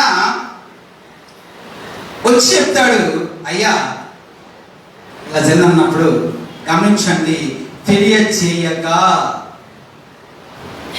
దోయేగు చేసిన పాడు పని, దోయేగు ఇచ్చిన కంప్లైంట్, దోయేగు పెట్టిన ఫిర్యాదు, లేకపోతే మన బాధలో చాడి, లేకపోతే దోయాగు కొండెము చెప్పడం వల్ల జరిగిన నష్టాన్ని జ్ఞాపకం చేసుకొని విషయాన్ని ఎప్పుడైతే అభ్యర్థి చేశాడో తెలియజేయక ఆ సందర్భంలో రాసిన కీర్తనే ఈ 120వ కీర్తన, ఈ 52వ కీర్తన. మీకు అర్థమైందా?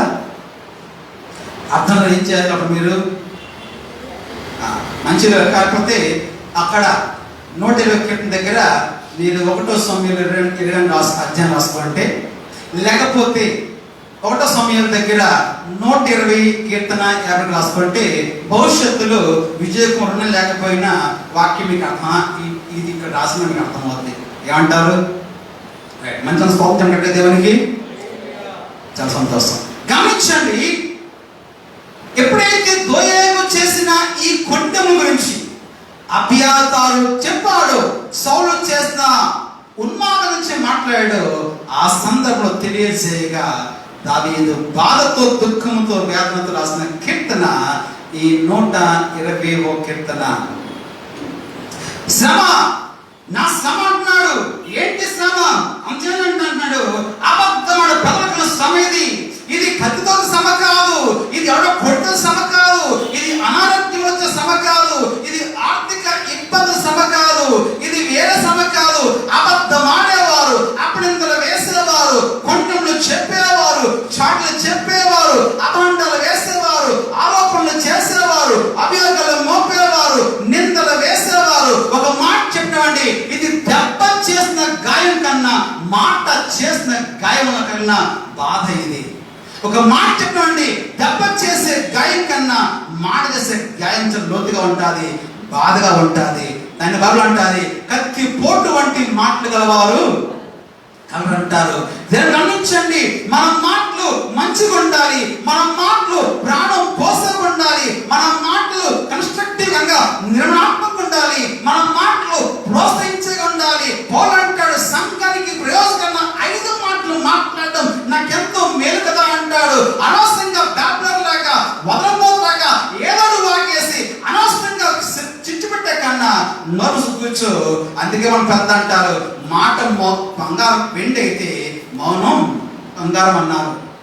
మాట వెండి అయితే మౌనం బంగారము. గమనించండి, యాకోబు అంటాడు, నాలుక చిన్నవేమైనా అది ప్రపంచ చక్రానికి చిచ్చు పెడతాది. ఈరోజు దేని బిడ్డలారా ఎలా ఉంది నీ మాటలు అంటాడు. దాని శ్రమ, ఈ శ్రమ కారణం ఏదో కాదు, ఈ శ్రమ కారణం మాట, అబద్ధమాడే మాట, మోసకున్న మాటలు, అయ్యో అబద్ధమాడే పెదల వల్ల, మోసకున్న నాలుగు వల్ల, ఆ కొండను చెప్పడం వల్ల, ఆ చాటి చెప్పడం వల్ల ఈరోజు నాకు మనశ్శాంతి కరువైంది. గమనించండి, దావీదు తన బాధను, తన దుఃఖాన్ని చక్కగా ఒక ఏమంటారు, ఒక పోలిక ద్వారా, ఒక ఇమేజినరీ ఫ్రేజెస్, ఒక పోలిక ద్వారా మాట్లాడతాడు. ఏంటప్పుడు చూడండి ఏమంటున్నాడు, 5వ వచనం, అయ్యో నేను మేషకులో పరదేశిని ఉన్నాను, కెదారు గుడారం దగ్గర కాపురం ఉన్నాను. ఏంటి నీ బాధ అంటున్నాడు. నా బాధ కారణం ఇదర్రా. ఏంటి కారణం అంటే, నేను మేషకులో పరదేశిగా ఉన్నాను, కేదారు గుడారం వద్ద కాపున్నాను. మనసు పెట్టనండి, ఇది కేవలం ఇది పోలిక మాత్రంటే కవితలో మనం పోలికలు పెడతామే, పోలికలు పెడతామే. దొండపండు లాంటి ముక్క అంటే నాకు ఉండదు, ఆ ముక్కలు తెలుసు చాలా మందికి, కానీ అది పోలిక అంతే. అమ్మ తెలుసు పోలిక, నీ కళ్ళు సముద్రం, నీ పెదాలు ఏవో దరిద్రం అనుకుని పచ్చికలు వచ్చి కదా, పోలిక అన్నమాట అంతే. నీ కళ్ళు సముద్రం, నీ ముక్కు పర్వతం, జస్ట్ పోలికలు అంటవే. అలాంటి పోలిక ఏంటి? పోలిక అంటే మేషకు. మేషకు ఎవరు? మేషకు అమ్మ మేషాక్ కాదు, మేషాకు వేరు, మేషకు వేరు. మేషాక్ ఎవరు? షడ్రక్ గారి ఫ్రెండ్, తమ్ముడు కాదు, ఫ్రెండ్. జనం గారు ఫ్రెండ్ అంటే మీ తమ్ముడేమో అక్కడ ఫ్రెండ్. షడ్రక్ మేషాక్, షడ్రక్ మీద ముగ్గురు ఫ్రెండ్స్, దాని ఫ్రెండ్స్. మేషాకు వేరు, మేషకు వేరు. ఆయన మేషాకుని మేషకు అర్థం చేసుకోండి. 4వ కుమారుల పేరు చెప్పండి కావా? షేము, హాము, యాఫేతు. 3వ వాడైన యాఫేతుకు పుట్టిన 6వ కుమారుడు పేరు మెషకు. మళ్ళీ చెప్తున్నాను, నోవహు యొక్క 3వ కుమారుడైన యాఫేతుకు పుట్టిన 6వ కుమారుడు పేరు మెషకు. ఇంటికి చదువుకోండి, ఆదికాండం 10వ అధ్యాయంలో మొదటి వచనాల్లో మీకు కనిపిస్తుంది ఈయన పేరు మెషకు. ఈ పేర్లన్నీ ఒక వరుసగా ఉంటాయి, అందులో 6వ పేరు కనిపిస్తుంది మెషక్ అని. గమనించిన నాయకుడు శ్రేష్ఠుడు. ఈ మేషక్ సంతానాన్ని మేషకీలు అన్నారు. మీరు గమనిస్తే హిస్టరీలో ఈ మేషకీల్ని తర్వాత కలగణంలో ఈ మేషకీలు ఎవరైనా అడిగితే ఈ యాఫేతు సంతానమైన ఈ మేషకీలు తుబాల సంతానం, నాబాల సంతానం, మేష సంతానం, వీళ్ళందరూ కూడా ఒక ద్వీపములో, ఒక దూర ద్వీపములో నివాసం ఏర్పడుతున్నారు. ద్వీప నివాసం అచ్చమైన భాషలో బార్బేరియన్స్ అంటారు. బార్బేరియన్స్ అంటే చెడ్డోళ్ళని కాల్సమా, బాగా అర్థం చేసుకోండి. బార్బేరియన్స్ అంటే అచ్చమైన భాషలో అనాగరికులు అంటారు. అంటే నాగరికత తెలియని వారు, లేదు అనకూడదు కానీ తెలియదు నాగరికత. బార్బేరియన్స్ నాకు తెలియదు కంటే వారు దూర ద్వీప నివాసాలు. ఏషియా 66:19 కనిపిస్తుంది. వారు దూర ద్వీప నివాసాలు ఉన్నారు. గమనించండి, ఎప్పుడైనా అండమాన్ వెళ్తే అండమాన్ కనిపిస్తారు మీకు వాళ్ళు అటవికులు. వాళ్ళకి కల్చర్ తెలియదు, నాగ తెలియదు. అలాంటి అనాగరికులు ఈ మేషకీయులు అంటాడు. అలాంటి నాగరికత అంటే తెలియని అనాగరికుల మధ్య నివాసం ఉంటున్నాను. వాళ్ళు చెడ్డలు కాకపోవచ్చు, వాళ్ళు దుర్మార్గులు కాకపోవచ్చు, వాళ్ళు మంచి వచ్చి కాకపోతే ప్రాబ్లం ఏంటంటే వాళ్ళు మంచి వాళ్ళే కానీ, నా వైపు సీరియస్ గా, వాళ్ళు మంచి వాళ్ళే కానీ మొరటవాళ్ళు. నిజంగా మొరటవాళ్ళు అంటే మీ నాబాలు, బైబుల్ నాబాలు అంటాడు. అలా ఆవిడ అంది. ఆవిడ పేరు ఏం పేరు? అభిగారి. ఏమంది? మా ఆయన రాజుగారు క్షమించండి, మా ఆయన పేరే నాబాలు, ఆయన మనిషి మొట్టువాడు, మరటాలు. వాళ్ళను చెడ్డలని కాదు, ప్లీజ్, వాళ్ళ చెడ్డని కండి, మంచి వాళ్ళే. కాకపోతే కల్చర్, ఎక్కడ కూర్చోవాలి, ఎక్కడ బిహేవ్ చేయాలి, ఎవరితో ప్రవర్తించాలి, ఎవరితో మాట్లాడాలి, 10 మంది ఎలా ఉండాలి, ఒంటరికి ఎలా ఉండాలి, గమనించండి. వాళ్ళకి తెలియదు, ఒక మొరటతనం అంతే. మంచివాళ్ళే కానీ ఒక మొరటతనం మనకు అనిపిస్తారు చాలా మంది. జపాన్ దేశంలో ఒక భారతీయుడు ట్రైన్పై ప్రయాణం, అంటే మొరటం లాగా చెప్పడానికి ఒక ఉదాహరణ చెప్తున్నాను. జపాన్ దేశంలో ఒక భారతీయుడు ట్రైన్లో ప్రయాణం చేస్తున్నాడు. ట్రైన్ ఖాళీగా ఉంది, సీట్లు ఖాళీగా ఉన్నాయి. ఆయన కూర్చుండు, ఎదురుగా మరొక జపానీ ప్యాసింజర్ కూర్చున్నాడు. ట్రైన్ అంతా ఖాళీగా ఉంది, సీట్లన్నీ ఖాళీగా ఉన్నాయి. భారతీయ సోదరుడు భారతీయ సాంప్రదాయాన్ని గౌరవిస్తూ 2 కాళ్ళు ఎదురు సీట్లు చాచి కూర్చున్నాడు. మీకు అర్థమవుతుందా? భారతీయ గౌరవాన్ని కాపాడుతూ 2 కాళ్ళు ఎదురు సీట్ మీద చాపేసిలా కూర్చున్నాడు. వెంటనే జపానీ వ్యక్తి ప్యాసింజర్ ఆ 2 కాళ్ళు తీసుకెళ్లి తన ఒళ్ళో పెట్టుకున్నాడు. భారతీయుడు కాస్త మర్యాద ఎక్కువైపోయి తప్పుడు నాకు కాపాడుకుని అంటున్నాడు. అయ్యో అంటుంటే, లేదండి ఇక్కడ పెట్టండి పర్లేదు అన్నాడు. లేదండి అప్పుడు అన్నాడు భారతి, లేదండి సీటు ఖాళీగా ఉంది కదా అని చెప్పేసి ఆ అలా కాళ్ళు చాపునంటే జాపాన్ని కాస్త మాట చెప్పాడు, అయ్యా ఈ ట్రైన్ మా జాతీయ గౌరవం, మా జాతీయ సంపత్తి, మా జాతీయ గౌరవం, మీరు దీనిపై కాళ్ళు చాపడం అంటే మా దేశాన్ని అవమానించడం అన్నాడు. మీకు అర్థమైందా? మాటలు అంటారు, మాట తీరు తెలియదు, ఎక్కడ ఏం మాట్లాడాలో, ఎక్కడ కూర్చోవాలో, ఎక్కడ ప్రవర్తించాలో, ఎక్కడ బిహేవ్ చేయాలో, ఎవరిలా వెలగాలో గమనించడం చెడ్డలో కాదు, కాకపోతే కల్చర్ తెలియదు, మేనరిజం తెలియదు, వాళ్ళకి పద్ధతి తెలియదు, వాళ్ళకి నాగరికత తెలియదు. ఇన్కల్చరల్ పీపుల్, బర్బేరియన్స్ అంటారు వాళ్ళని. పద్ధతి అంటే కనీసం మర్యాద.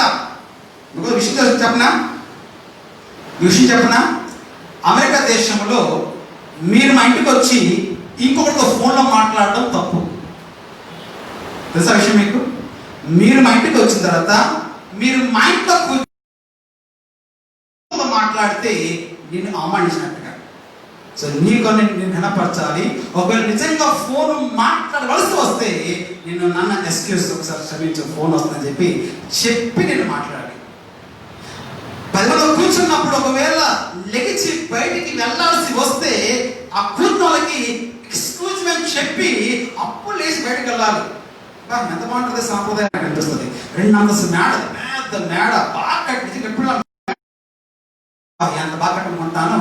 కానీ రోజు పాస్టర్ 9 నుంచి ఉన్నారు, నేను ఉసుకోక ఆ పక్కన తిరుగుతుంటే ఒక ఆవిడ ఆ మేడ నుంచి గిన్నె నీళ్ళు కిందన అడే లేస్తుంది.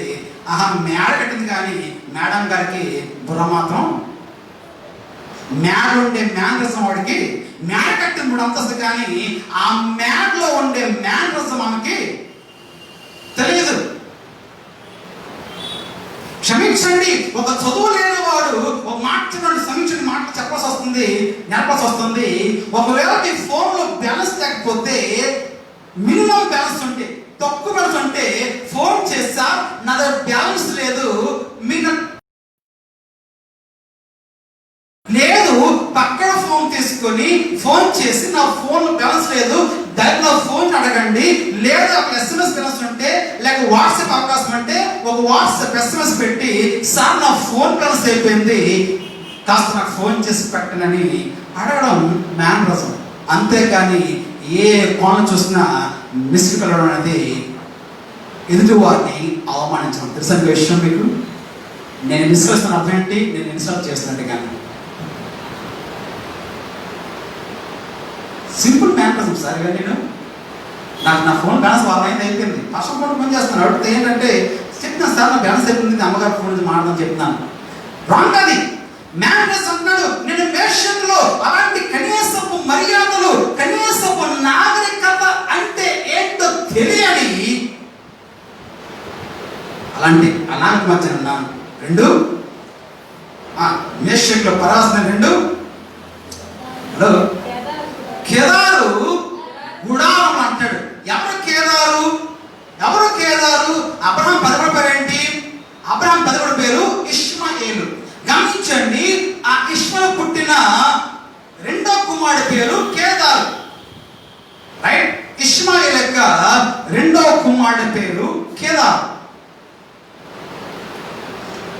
ఇక మెషకీయులు ఏం చెప్పాను? అనాగరికులు, నాగరికత తెలియని వాళ్ళు అని చెప్పాను. ఇక వారు అనాగరికైతే మరి కేదారు లాంటి వాళ్ళంట ఇష్మాయేలు వంశం వారైన, ఇష్మాయేలు సంతతివైన ఇష్మాయేలీలు. కేదారు అంటే ఇష్మాయేలీలు ఎలాంటి వారు?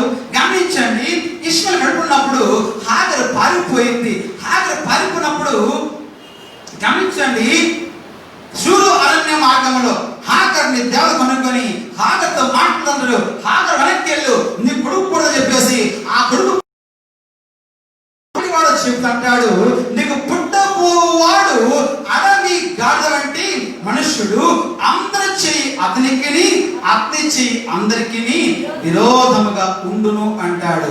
వినండి, మెషకీయులు అనాగరికులైతే ఇష్మాయేలీయులైన ఈ కేదారీయులు అందరికి విరోధంగా ఉండే ప్యాచమేలు. వీళ్ళు ఎవరితో కలిసి ఉండరు, మొహం నవ్వు ఉండదు, ఒక చిరునవ్వు ఉండదు, ఎప్పుడు ఎవరితో పోతుంది వీళ్ళకి. ఇంచే మూడు తరాల మూతి ఇలా తిప్పుతుంటాడు మూతికి మూతి ఎప్పుడు ఇలా తిప్పుతూనే ఉంటారు. ఎప్పుడు ఎవరితో ఐక్యతగా సఖ్యతగా గమనించండి. ఈరోజు వీళ్ళతో గొడవ అయితే రేపు ఆతో గొడవ, వీళ్ళు ఆతో గొడవ, ఆతో గొడవ. గమనించండి, ఒకసారి ఎండెక్కితే గొడవ, వాన పడితే గొడవ, మొప్పేస్తే గొడవ, ఏదో విషయానికి సంథింగ్ ఉండాలి. ఎవరితో కూడా పొరపాటున ఐక్యతగా ఉంటారు. ఎప్పుడు ఎవరితో ఒకరితో గొడవ పడుతూనే ఉంటారు. అందరి చెయ్యి అతనికి ఈరోజు ఎప్పుడు ఎవరితో కలిసి ఉంది అందరికి విరోధి. ఇప్పుడు అనండి అంటున్నాడు, నేను మేషకులో పరవాసనయ్యాను, కేదార గుడారం దగ్గర నివాసమున్నాను. అనగా నేను అనాగరికులు అనగా నాకంటే తెలియని మూర్ఖుల మధ్య నివాసం ఉంటున్నాను. రెండోది, ఎప్పుడు చూసిన కయ్యాన్ని ఎప్పుడు ఎవరితో కలిసి కలిగి ఉంటే ఎప్పుడు ఎవరితో కయ్యి మాడకపోతే నేను పులుగు పట్టని అలాంటి విరోధ భాంగులైన ప్రజలు లాంటి దోయేగు సౌలు లాంటి దుర్మార్గులు లాంటి మూర్ఖులు లాంటి ప్రజల మధ్య నేను నివాసం ఉన్నాను. వినండి బాగా, దానికి తాత్పర్యాన్ని ఇంకా ఆలోచనకు వస్తే దాని తాత్పర్యాన్ని ఇంకా చక్కగా వివరించాడు. మేషకులో ఉండడం అంటే ఏమిటి, కేదారు కూడా ఉండడం అంటే ఏంటని దాని వివరణ అద్భుతంగా ఇచ్చాడు. ఏమని, కలహ ప్రియుని వద్ద నేను నివాసం. ఇది మేషకులో ఉండడం అంటే, కేదారు అంటే అర్థం ఏంట, అక్కడ నేను కలహ ప్రియులు, కలహాన్ని ప్రేమించేవారు, గొడవలంటే ఇష్టపడేవారు, అల్లరిని ప్రేమించేవారు, దెబ్బలాటలు అంటే చెవి కోసినవారు. ఒక స్తోమం చెప్పండి, ఉంటారంటారు ఎవరంటే ఎవరు చెయ్యొద్దారు ఎవరండి? చాలా ఇష్టం దెబ్బలాటలు అంటే, అవునా? దెబ్బలో కంటే పడి చచ్చిపోతారు. ఎక్కడైనా గొడవ కనిపిస్తే చాలు, అయితే న్యాయవాది పాత్ర పోషిస్తున్నాం, లేక న్యాయమూర్తి పాత్ర పోషిస్తున్నాం, లేకపోతే న్యాయ సాక్షి పాత్ర పోషిస్తున్నాం, లేకపోతే పత్రిక విలేకరి పాత్ర పోషిస్తున్నాం, లేకపోతే ప్రత్యక్ష సాక్షిగా పాత్ర పోషిస్తున్నాం, లేకపోతే ప్రేక్షక పాత్ర పోషిస్తున్నాం. ఇలా పట్టం భయమో నిల్చోండి, ఎంత ఇష్టమో వాళ్ళకి. అమ్మ మీరే ఫీల్ అవ్వకండి, ఈ మధ్యకాలం మగవాళ్ళు బయలుదేరి బాగుపడుతున్నాం. ఎవరు కనిపిస్తారు వెంటనే లుంగి మట్ట కనిపోతున్నారు అక్కడికి. గమనించండి, కలహ ప్రియులు, ద లవర్స్ ఆఫ్ క్వారల్, వాళ్ళకి ఎంత ఇష్టమో అంటున్నాడు. నేను కలహ ప్రియులు రాసుకుంటున్నాను. ఎంత బాగా, ఎప్పుడు చూసిన పోరు, ఎప్పుడు చూసిన గొడవ, ఎప్పుడు చూసిన దమలాట, ఎప్పుడు చూసిన ఏదో ఒక రభస, ఎప్పుడు చూసిన ఏదో ఒక అశాంతి అసమాధానం. ఆ కింద అంటాడు, మాట నా నోటికి రావడం భయం సార్, మాట నా నోటికి వచ్చుట తోడనే వారు నాతో కయ్యానికి ఏమని చెప్పను, మాట అంటేనే భయం వస్తుంది. ఎప్పుడు చూడగా ఉంటారు, మనం ఎంత మాట్లాడకుండా సైడ్కున్నా అలా ఎక్కుతూ ఉంటారు. చూడు ఇన్ని మాట్లాడుతున్నా ఎలా చూస్తుందో నోరులేని దానిలాగా, చూడు ఎక్కడో చూస్తుందో అలాగా అలా గిచ్చుతా ఉంటారు. తీరా ప్రాణమిసికి మనసుకి ఒక మాట పట్టుకుంటే అనేసుకోండి పొరపాటున, అది పట్టుకొని మూడో ప్రపంచం రైటా రాగా వాళ్ళతో చూస్తున్నారే రోజును, ఇంట్లో ఉన్నదే రోజును. ఎంత ఉందమన్నా, ఎంత పోనీ, నాకెందుకులే గొడవ, నాకెందుకులే ఇది, ఆ కన్న పోతానే, ఆ భావనలు పోతానే, నాకెందుకు కొని ఎంత అనుకున్నా ఏదో ఒకటి ఇంగిలీలు పట్టాయేనో, మిసులు పట్టాయేనో, కాకి వాలిందనో, రెట్ట వేసిందనో, ఆకులు రాలయ్యానో, గేదె వచ్చిందనో, లేకపోతే అలాగే తలుపిప్పానో, తలుపు పూసానో, మీ ఇంట్లో వస్తు మంట వచ్చానో, ఏదో ఒక పెట్టి ఏదో రకంగా గొడవకి దారితీస్తారు, రెచ్చగొడతారు. పొరపాటున ఒకవేళ నోరు ఒక మాట అందం భయము, ఆ ఒక్క మాట పట్టుకొని రచ్చ చేస్తారు. గుడ్డుగా ఎవరు తీయకుండా నాలుగు వాళ్ళ మధ్య ఏదో ఒకటి తింటూ ఉన్న వాళ్ళని అనవసరంగా నీతి కిడుస్తుంటారు, రచ్చ కిడుస్తుంటారు, పంచ తాగుతుంటారు. ఈరోజు ఈ మాట చెప్పినప్పుడు ఈ పరిస్థితి కొంచెం మీలో చాలా అనుభవాలు ఎదురై ఉంటుంది. మీలో చాలా మంది సిచ్యువేషన్ చూస్తుంటారు. మన ముందు గమనించండి, 40 సంవత్సరాల వయసులో చూసి చెప్తున్నా ఎంత లేదన్నా ఏదో వంగ పెట్టి, ఏదో నెపం పెట్టి, ఏదో ఒక బురద చల్లి, ఎంత గుర్తుపడిగా 4 గోళ్ల మధ్య నిశ్శబ్దంగా కాముగా మౌనంగా మనం మనం ఉందామన్నా సరే ఉండనివ్వలే. ఏదో రకంగా మన ఈదికి ఇచ్చి, రచ్చకి ఇచ్చి, బయటకి ఇచ్చి, ఏదో రకంగా మనతో గొడవకాలు పోరు పోరు. కూర్చొని వాళ్ళు అనుకుంటారు, పాస్టర్ ఏం చెప్పండి, పోరు పోరు. ఎప్పుడు మనస్సు అంతే పాస్టర్ అండి. ఎవడు స్త్రీని నేను, ఎవడు జోలి కళ్ళని నేను, ఎవడు గుమ్మని కళ్ళని నేను, ఎవడు చేయించాను నేను, ఏదో నా భార్య నా పిల్లలు, ఏదో నా భర్త నా పిల్లలు ఉండి గింజ కడుగా తింటూ, ఏదో మా మానవ మేము ఉంటే ఏం కర్మో ఏం పాపమో ఏదో రకంగా మమ్మల్ని ఏదో రకంగా రచ్చగిడిస్తారండి. మాకు ఏదో నేను చేస్తారండి. మాకు అసలు మనస్తత్వం లేదు పాస్టర్ అండి. బరువైపోతుంది. ఒకసారి ప్రాణం విసుగు పడుతుంది, చచ్చిపోవడం అనిపిస్తుంది. ఈ పోరు పడలేక పోరు పోరు పోరు. ఇంట్లో పోరు, ఈదులో పోరు, ఉద్యోగంలో పోరు, పొరుగింటితో పోరు, సంఘంలో పోరు, సమాజంలో పోరు, భర్తతో పోరు, భార్యతో పోరు, కోడలతో పోరు, అల్లుడితో పోరు, బిడ్డలతో పోరు. పోరు పోరు. ఏ కర్మ ఇంటి కోడకు వచ్చాను పాస్టర్, ఒక రోజు మనస్సు లేదు.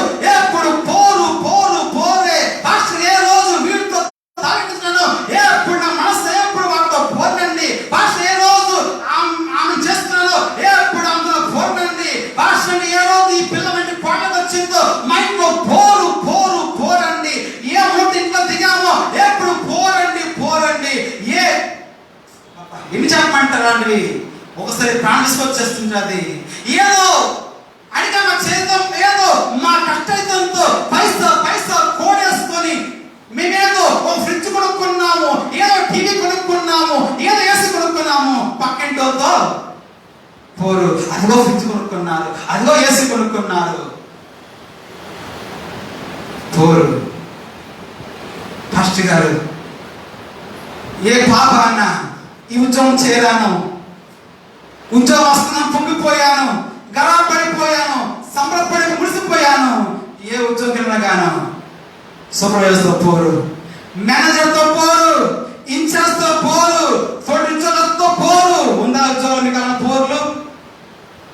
రాజకీయ నాయకులతో పోరు, ప్రభుత్వంతో పోరు, పోలీసులతో పోరు.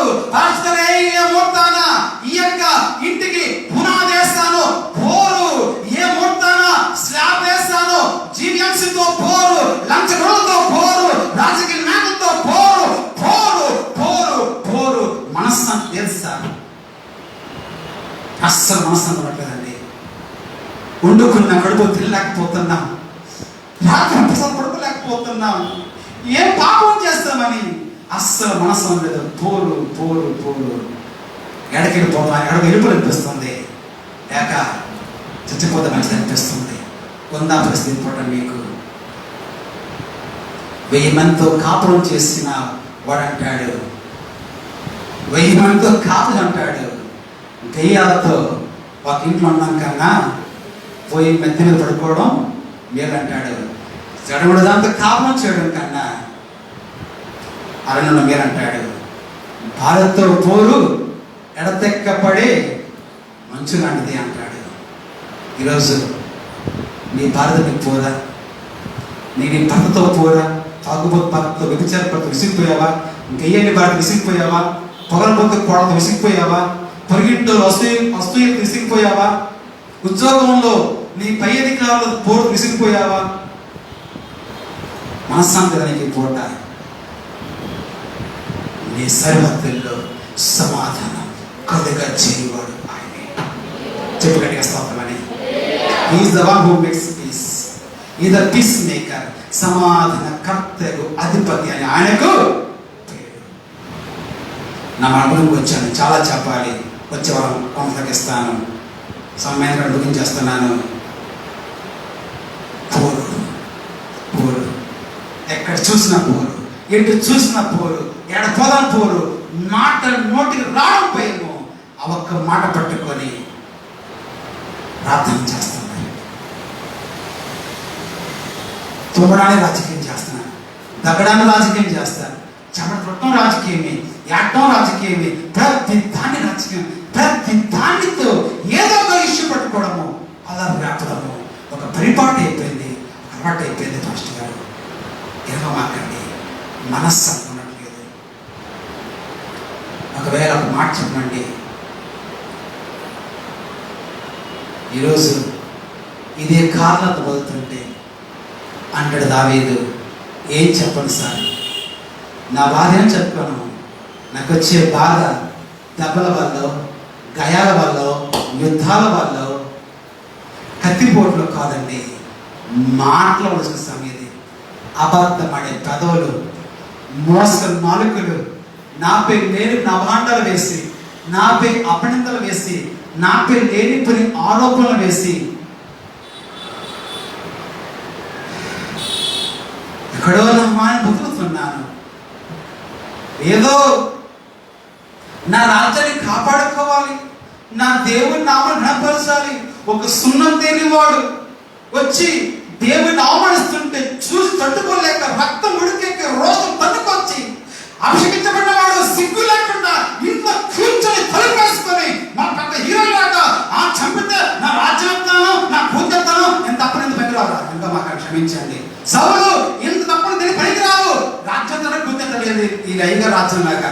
రాజ్యం అవది, రాజ్యం అవదు సార్, ఆయనదే కదా, ఆయన నోడవడానికి తిరిగి పెడతాను, నీ రాజ్యం ఎత్తాను, నీకు పోస్ట్ ఎత్తాను, నీకు పదవి ఎత్తాను, నీ కూతురు ఎత్తాను, నీకు రెడీ చేసుకుంటాను. అభిషేకించబడినాడు సిగ్గు లేకుండా కూర్చుంటే రోషం తనకొచ్చి పడుచుకొచ్చి నా ప్రభు కోసం ఏదో ఒకటి చీరని కష్టం మీద పడుకొచ్చి దావిని చంపడం తప్ప ఏదో నాకు గొప్ప రావాలి, ఇలాంటి అమ్మలక్క నాపై పాటపడాలి, సౌలు అది కిందపరచాలి, అతని పదవికి గండి పట్టాలి, అతని భవతించాలి, నేను రాజు చీచి కళ్ళపడండి కంత్రి ఆలోచన లేవు. నమ్మండి, కేవలం జీవముల దేవుడి సైన్యాన్ని సున్నతైన వాడు ఫిలిస్తీయుడు ప్రశ్నిస్తున్నాడు. ఒక రోషముతో నేను యుద్ధము యెహోవాని చెప్పుకుంటూ వెళ్ళాను, నా దగ్గర నేను చెప్పలేదే, యుద్ధం యెహోవా చెప్పుకుంటూ వెళ్ళాను. ఆ ఒక్క తప్పుకి ఈరోజు నన్ను మనసుకు శాంతి లేకుండా చేస్తున్నారు, ప్రాణానికి విసురు రప్పిస్తున్నారు. ఎక్కడుందామన్నా పోయి అడగలితే అక్కడ వెంట పడుతున్నారు, ఎక్కడికి వెళ్తే అక్కడ నా వెంట పడి మాట నా నోట వచ్చిన తోడనే యుద్ధానికి సిద్ధంగా ఉంటున్నారు, కయ్యనే కాలు తోడుతున్నారు. దేవా, ఇలాంటి సభలో నేను నీకు మొరపెడుతున్నాను. వచ్చేవాడు వచ్చినప్పుడు 2 మాటలు మీకు చెప్తాను. వచ్చేవాడు చెప్పాను, 1 కలహాలకు ప్రధాన కారణాలు, 2 కలహాలకు పరిష్కార మార్గాలు. కలహాలకు ప్రధాన కారణాలు, కలహాలకు పరిష్కార మార్గాలు వచ్చేవాడు చెప్తాను. ఇది ఒకటే మాట చెప్తున్నాను, ఇదే సిచ్యువేషన్ నీకైతే ఈరోజు దావీదులాగా మొదలుపెట్టగలవా? దావీదు ఫైట్కి వెళ్ళా, దావీదు కోర్టు పెట్టలెక్కలే, దావీదు పోలీస్ స్టేషన్కి ఎఫ్ఐఆర్ నమోదు చేయలే, దావీదు మంచి జడ్జిని పట్టుకోలే, దావీదు రహస్య మంత్రాలు చేయలే, దావీదు మంది మాట్లాడిన కూడబెట్టుకొని గొడవకెళ్ళే, దావీదు మనలో నీచ రాజకీయాలు చేయలేదు. యెహోవాకు మొరపెట్టాడు, దేవునికి అప్పగించాడు, దేవునికి ప్రార్థన చేశాడు. ఎందుకంటే నా సరిహద్దుల్లో సమాధానం కలగజేయవాడు ఆయనే కాబట్టి. ప్రార్థన చేసుకుందాం. తండ్రి, నీ కొందనాలు, నీ వాక్యం మొదలు మాట్లాడినప్పుడు మాట్లాడుకోండి. ఒకవేళ ఇలాంటి పోరు బయట, ఇంట్లో పోరు, ఇదిలో పోరు, పొరుగులతో పోరు, ఎదురింట్లతో పోరు, సంఘంలో పోరు, సమాజంలో పోరు, ఉద్యోగంలో పోరు, వ్యాపారంలో పోరు, రాజకీయాల్లో పోరు, ఇంట బయట మనశ్శాంతి లేక పోరుతో దేవా ప్రాణం విసిగిపోయి బతుకుతున్నా బిడ్డ బట్టి ప్రార్థన చేస్తున్నానయ్యా. మా సరిహద్దులో సమాధానం చేయవాడా, శత్రువుల సైతం మిత్రులుగా మార్చువాడా, ఈ క్షణమందే నీ బిడ్డ జీవితాల్లో నీ సమాధానం విస్తరించును కాక, సమస్త శత్రుత్వాలు మిత్రులుగా మార్చబడు కాక, ఐక్యత వర్ధులను కాక, ప్రేమ ప్రవహించును కాక, నీ బిడ్డల సమాధానంతో జీవించుదురు కాక. కృప చూపించి కార్యం జరిగించి వాక్యం ఫలింపచేయండి. యేసు నామములో ప్రార్థిస్తున్నాం తండ్రి, ఆమేన్.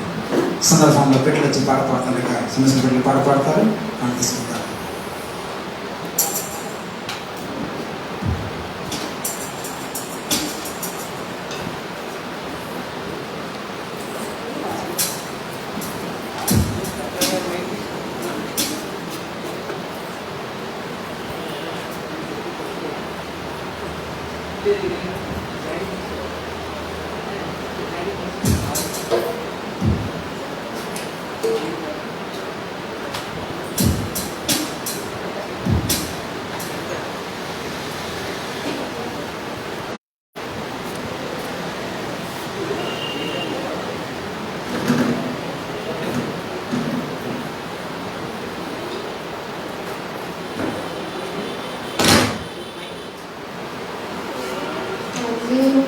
Hallelujah.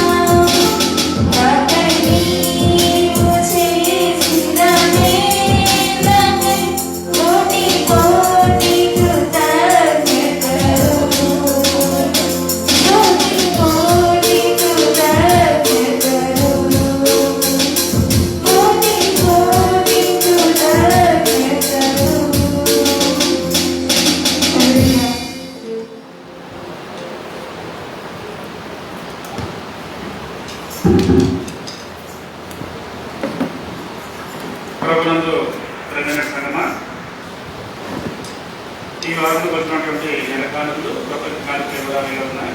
ముందుగా నెల కానుకలు సిహెచ్ ఈశ్వరరావు గారు 1200 రూపాయలు, టి చంద్రిక రామకృష్ణ గారు 1050 రూపాయలు, దుబ్బి కనకమ్మ గారు 2 నెలల కానుక 200 రూపాయలు, టి రవికుమార్ 400 రూపాయలు, జి లాసర్ గారు 550 రూపాయలు, వి శ్రీకాంత్ గారు 200 రూపాయలు, వి దానియాలి గారు 300 రూపాయలు, ఎస్ శేఖర్ గారు 7 నెలల కానుక నెలకు 1000 రూపాయలు చొప్పున 7,000 రూపాయలు ఇచ్చినారు. కృతజ్ఞ కానుకని ఎస్ మక్కమ్మ గారు 20 రూపాయలు, డి కోటేశ్వరరావు ఎక్సీ గారు 200 రూపాయలు, భార్గవి గారు మరి ఆరోగ్యం బాగుందండి సుశీల గారు పాప భార్గవి గారు ప్రత్యేకంగా ప్రార్థన చేయమన్న భాష గారిని కృతజ్ఞంగా 200 రూపాయలు, కె చంద్రబుజ్జి శైలజ గారు 400 రూపాయలు, పి చంద్రిక రామకృష్ణ గారు 50 రూపాయలు, కె సుమలత అండి శ్యామ్ గారు మిసెస్ అండి మరి అందరికి చాలామంది తెలుసు. భవానీ వార్తలు వేశారంటే సర్వసాధారణంగా తిరిగి రాదు, అందరికి తెలిసిన విషయమే. కానీ మన అనుదిన ప్రార్థనలు బాగా దేవుడు ఆలకించి సంఘమంతా ప్రార్థనలు కూడా ఆలకించాడు దేవుడు అని నేను అనుకున్నాను నిజంగా. ఎందుకంటే నేను శ్యామకి తమ్ముడు వాళ్ళకి ఫోన్ చేసినప్పుడు ఏడ్చుకొని చాలా బాధపడి చెప్పారు. ఆ చెప్పినప్పుడే నాకే కళ్ళ నీళ్ళు తిరిగాయి. సారీ ఏమనుకోవద్దు, అది కరెక్ట్ చేయమని చెప్తున్నాను. దేవుడా ఏంటి అంత మంచి అమ్మాయికి దీంట్లో కూడా ఇలా ఇస్తున్నా, అసలు ఏంటి దేవుడు ఇలా చేస్తున్నాను చాలా బాధపడ్డా నేను కూడా. మరి మన సంఘం అంతా ప్రార్థనని సంఘ కాపరి ప్రార్థనలు దేవుడు ఆలకించి మంచి ఆరోగ్యం దయచేసి మరి ఆవిడని సురక్షితంగా ఇంటికి చేరుకున్నందుకు ఎందుకు గాను మరి దేవుడికి కృతజ్ఞత కనుక 500 రూపాయలు ఇచ్చాడు. ఇంకా సంపూర్ణమైన ఆరోగ్యంతో తిరిగి మన సంఘంలోకి రావాలని కూడా అందరినీ ప్రార్థన చేయవలసిందిగా కోరుతున్నా. అలాగే సిహెచ్ నాగరాజు పుష్పలత గారు 100 రూపాయలు, డి రవికుమార్ ఆశా గారు 100 రూపాయలు, బి సత్యవతి గారు 200 రూపాయలు, బి బుజ్జి స్వప్న గారు 100 రూపాయలు, బి వరా కీర్తి ఇది పాలిటెక్నిక్ ఎంట్రన్స్ చదువుతున్నట్టుగా వారి మీద ప్రార్థన చేయమన్నారు.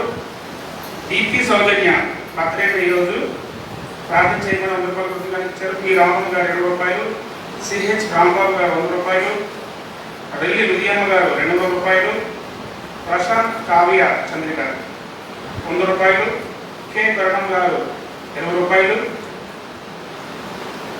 కె అంజలి గారు 500 రూపాయలు, బి శంకర్ 20 రూపాయలు, బి రిచర్డ్సన్ గారి యొక్క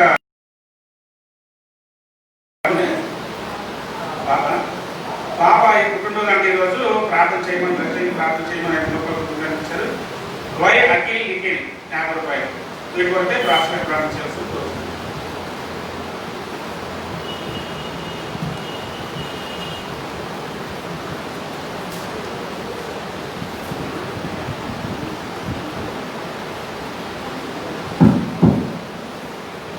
నేను ప్రార్థన చేసే ముందు శ్యామ్స్ గారు వచ్చి 5 నిమిషాలు చెప్పింది. 5 నిమిషాలు వారి సాక్ష్యం చెప్పిన తర్వాత వారి కొరకు మనకి ఇవ్వబడిన ప్రార్థన కొరకు ప్రార్థన చేస్తాను. శ్యామ్ గారు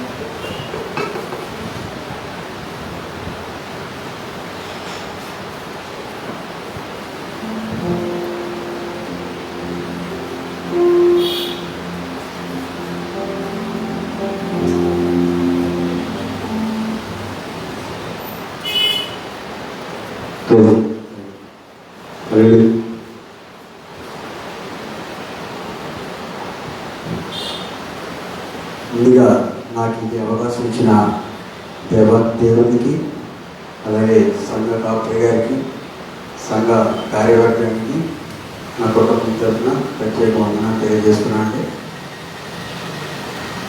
గత ఈ నెల 15వ తారీఖున నా భార్యకి కొంచెం అస్వస్థతగా ఉంటే షుగర్ గురించి అంటే మా మిసెస్కి ప్రెగ్నెంట్ వచ్చిన తర్వాత పాప డెలివరీ టైంలో షుగర్ మళ్ళీ యాడ్ అయింది.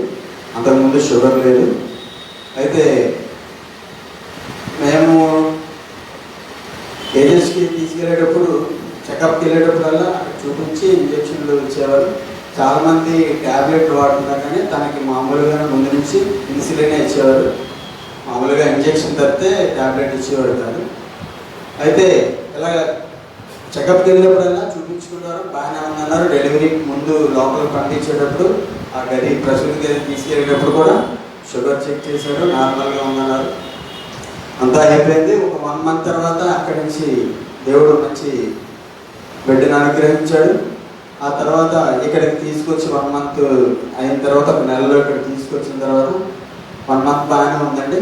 ఆటోమేటిక్గా ఒక 1 month నుంచి కొద్దిగా వాంతులు అవడం, డైజెషన్ అవ్వకపోవడం ఇలా జరుగుతుంటే సరిలే తగ్గిపోతలే మామూలు ట్యాబ్లెట్ ఇంజెక్షన్ వేసుకుంటే డోస్ మామూలు పెంచి వేసుకుంటారు. అయితే గత 15వ తారీఖు సోమవారం నైట్ కొద్దిగా బాగాలేదండి. సోమవారం పొద్దున్న మళ్ళీ వాంతులు అవుతున్నాయి, మోషన్స్ ఏం అవ్వట్లేదు, ఓన్లీ వామిటింగ్స్ అవుతున్నాయి. సరే ఎందుకైనా మంచిదని మళ్ళీ ఒకసారి ప్రకాష్ గారి తీసుకెళ్తే వామిటింగ్స్కి ఇచ్చారు, అయినా తగ్గలేదు. మళ్ళీ ఎందుకైనా మంచిదని మళ్ళీ అప్పుడు ఇక్కడ మన సునీల్ పాస్టర్ గారు ఉన్నారు కదా, ఆయన ఒకసారి వచ్చి చూసి ఆండ్రస్ పాస్టర్ గారు మీ అందరికీ తెలుసు, ఆండ్రస్ పాస్టర్ గారు వాళ్ళ అబ్బాయి కూడా డాక్టర్ గారు, ఆయన దగ్గరికి చెమ్మషుడు కృష్ణరాయపురం మన క్రాంతి ఆటోలో తీసుకొని వెళ్ళాం. వెళ్తే ఆయన చూశారు, చూస్తే అప్పటికి షుగర్ 5.76 ఉందండి. 5.76 ఉంది, మామూలుగానే ఉందనుకున్నాం. కాకపోతే ఆవేశం అప్పటి నుంచి స్టార్ట్ అయింది. ఇంకా ఆయన అన్నారు షుగర్ ఎక్కువ ఉంది కాబట్టి మీరు ఇక్కడ కాదు కేజెస్ తీసుకెళ్ళిపోండి, అక్కడ లేని మెడిసిన్ అంటూ ఉండదు, అక్కడ ఉన్న ఎక్విప్మెంట్ వైజాగ్ మొత్తం మీద ఎక్కడా లేదని అన్నారు. అయితే సరైన వెంటనే వేరే ఆటో మీద తీసుకొని కేజెస్లో జాయిన్ చేయడం జరిగిందండి. ఎమర్జెన్సీ వాడికి తీసుకెళ్ళాం. అక్కడ చూపించిన తర్వాత షుగర్ మామూలుగా 5.76 ఉంది, ఈవిడికి ఆవేశం వస్తూనే ఉంది. చూపించిన తర్వాత చెస్ట్కి స్కాన్ చేశారు, ఎక్స్రే తీశారు. చెస్ట్లో కూడా చిన్న ఇన్ఫెక్షన్ ఉందన్నారు. సరే అని చెప్పి వాడికి షిఫ్ట్ చేశారండి, భవానీ వాడికి షిఫ్ట్ చేసిన తర్వాత మా అమ్మగారు మా అత్తగారు వచ్చారు. నా తమ్ముడు నాతోనే ఉన్నాడు, మేమిద్దరం కలిసి జాయిన్ చేసాం. దేవుడు మాతో పాటు ఉండి ఆ కేజెస్లో నడిపించాడు. 10 రోజులు భవానీ వాడిలో ఉన్నాం. లాస్ట్ సండే నేను లక్ష్మీపురం వచ్చాను, అప్పటికి బాగానే ఉంది. వార్డ్ షిఫ్ట్ చేశారండి. షిఫ్ట్ చేసిన తర్వాత నేను ముందు రోజు ఆదివారం శనివారం నైట్ వచ్చాను. ఇంటికి వచ్చి జస్ట్ మామూలుగా ఇల్లు ఒకసారి చూసుకొని వెళ్దామని వచ్చాను. ఈలోపు వాళ్ళు ఏమో చెప్పారంట, ఏదో ఇంజక్షన్ వేయాలి అది వేయాలని చెప్పారంట. వాళ్ళేమో మా వాళ్ళని అడిగితే ఇంజక్షన్ వేయాలి అంటే ఏ ఇంజక్షన్ వేయాలో చెప్పలేదు మాకు అంటారు. మళ్ళీ షుగర్ 5.76 వచ్చింది. మళ్ళీ షుగర్ 5.76కి వచ్చేసరికి మళ్ళీ రాజేంద్ర ప్రసాద్ వార్డు నుంచి మళ్ళీ ఎమర్జెన్సీ వార్డుకి భవానీ వార్డులోకి మార్చారు. ఒక్కరోజు ఉంది రాజేంద్ర ప్రసాద్ వార్డులో, మళ్ళీ వెంటనే భవానీ వార్డు మార్చారు. అప్పుడు నేను తెల్లవారు 5 గంటలకి బయలుదేరి వెళ్ళిపోయాను. వెళ్ళిపోయేసరికి డాక్టర్ గారు వచ్చారు, ఎమర్జెన్సీ వార్డుకి షిఫ్ట్ చేసిన తర్వాత నేనేమో రిపోర్ట్లకి వెళ్ళాను, బ్లడ్ టెస్ట్ పట్టుకొని. మా తమ్ముడు మా అమ్మ మా అత్తగారు ఆవిడ దగ్గరే ఉన్నారు. ఉంటే వాళ్ళకి డాక్టర్ గారు చెప్పారంట, కండిషన్ అయితే చాలా క్రిటికల్గా ఉందండి, ఏ టైంలో ఎలా ఉంటుందో తెలియదు అని చెప్తానన్నారు. అయితే నేను అడిగానండి, అంటే నాకు కూడా ధైర్యం లేదు. కాకపోతే మా మామయ్య గారికి ఫోన్ చేశాను, చిట్టుబాబు గారికి. మామయ్య గారు ఎలా ఉందండి పరిస్థితి, మళ్ళీ క్రిటికల్గా ఉందంటున్నారు అని చెప్పేసానంటే, ఒకసారి పాస్టర్ గారు నన్ను వచ్చి ప్రార్థన చేయమన్నారంటే పాస్టర్ గారు వెంటనే చేశారు. పాస్టర్ గారు ప్రార్థన చేయగానే పాస్టర్ గారు టౌన్లోనే ఉండి వచ్చి ప్రార్థన చేసి వెళ్ళారు. ప్రార్థన చేసి వెళ్ళగానే సాయంత్రం లేచి మళ్ళీ నార్మల్ షుగర్ 400కి వచ్చింది. 400కి వచ్చిన తర్వాత డాక్టర్లు అన్నారు ఏబీజీ టెస్ట్ చూపించాను, కొద్దిగా తక్కువ ఉందమ్మా పర్వాలేదని అన్నారు. మళ్ళీ సాయంత్రం చేశారు. చేస్తే యాక్చువల్లీ అది 7.350 ఉండాలండి, కానీ అది 6.9కి వచ్చింది. 6.9కి వస్తే నేను అందరికీ చెప్పాను, అంటే నేను మనుషులు అయితే నేను ఎవరిని నమ్ముకోలేదండి. ఫస్ట్ నుంచి కూడా నేను ఎప్పుడు కూడా ఏ కష్టం వచ్చినా చర్చికి మధ్య వెనకడికి వేసాను, కానీ నేను ఎప్పుడు దేవుడికే నమ్ముతాను, మనుషుల మీద అయితే ఎప్పుడు ఆధారపడను.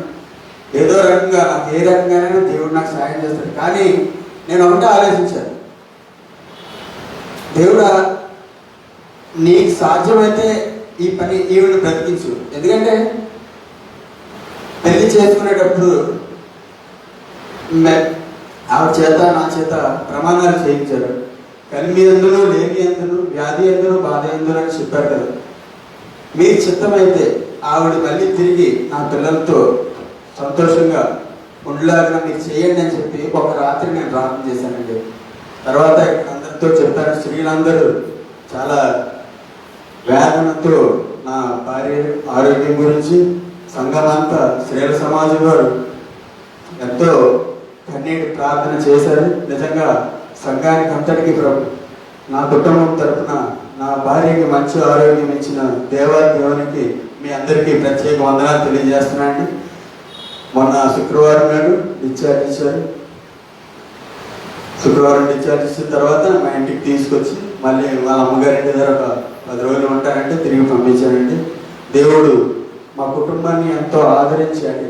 నేను దేవుడిని వదిలేసినా కూడా దేవుడు నన్ను పట్టుకొని నాకు చిన్న పరీక్ష పెట్టి దేవుడు నాకు జీవితంలో నీ భార్యకి చిన్న పరీక్ష పెట్టారు. నువ్వు అంటే నేను ఉండగలనా లేదని పెట్టారు. నిజంగా నేను దేవుళ్ళలో ఉండాలని ఇంకా బలంగా ఉండాలని దయచేసి అందరూ మీ ప్రార్థనలో మీరందరూ జ్ఞాపకం ఉంచుకోవాలని ప్రతి ఒక్కరే మనపూర్వకంగా కోరుకుంటున్నానండి. తిరిగి మళ్ళీ నా భార్యకి మంచి ఆరోగ్యం దయచేయాలని మీ అనుదిన ప్రార్థనలు మీ గృహ ప్రార్థనలు మీరందరూ మమ్మల్ని గుర్తు చేసుకుంటారని నా కుటుంబం గురించి మీరందరూ ప్రార్థన చేస్తారు. నాకు ఈ అవకాశం ఇచ్చిన పాస్టర్ గారికి సంఘానికి ఇచ్చిన సాక్ష్యాన్ని ముగించుకున్నాను. దేవునికి వందనాలు.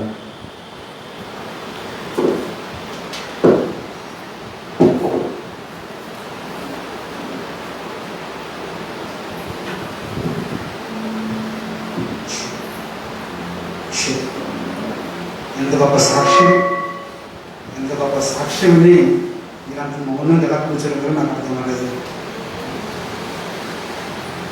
వింటున్నామేమో ఎంత గొప్ప సాక్ష్యంని అంత నిశ్శబ్దంగా సరిగ్గా రప్పించగలరు. స్తోత్రం హల్లెలూయా ఇక్కడైతే చెప్పబెట్టి పనులు కనపడుచున్నారేమో. సంతోషం. మనం వేసుకున్న పడదాం. చివరి ప్రార్థన, ఆంగ్ల ప్రార్థన, చివరి ప్రార్థన, పాత ప్రార్థన ఆశీర్వాదం వేసుకుంటాం. వచ్చే ఆదివారం, నెల మొదటి ఆదివారం కలవాల్సి అంటే ఈ పాటికి మొత్తం వాళ్ళతో పాటు అర్థం చేశారు కాబట్టి కాస్త తొందరగా వచ్చే వాళ్ళని మొదలుపెడతాం కాబట్టి తొందరగా వచ్చే ప్రయత్నం చేయండి. ప్రార్థన చేసుకుందాం. మహాపరిశుద్ధుడా, ప్రేమగల మా యేసయ్య నీకు వందనాలు.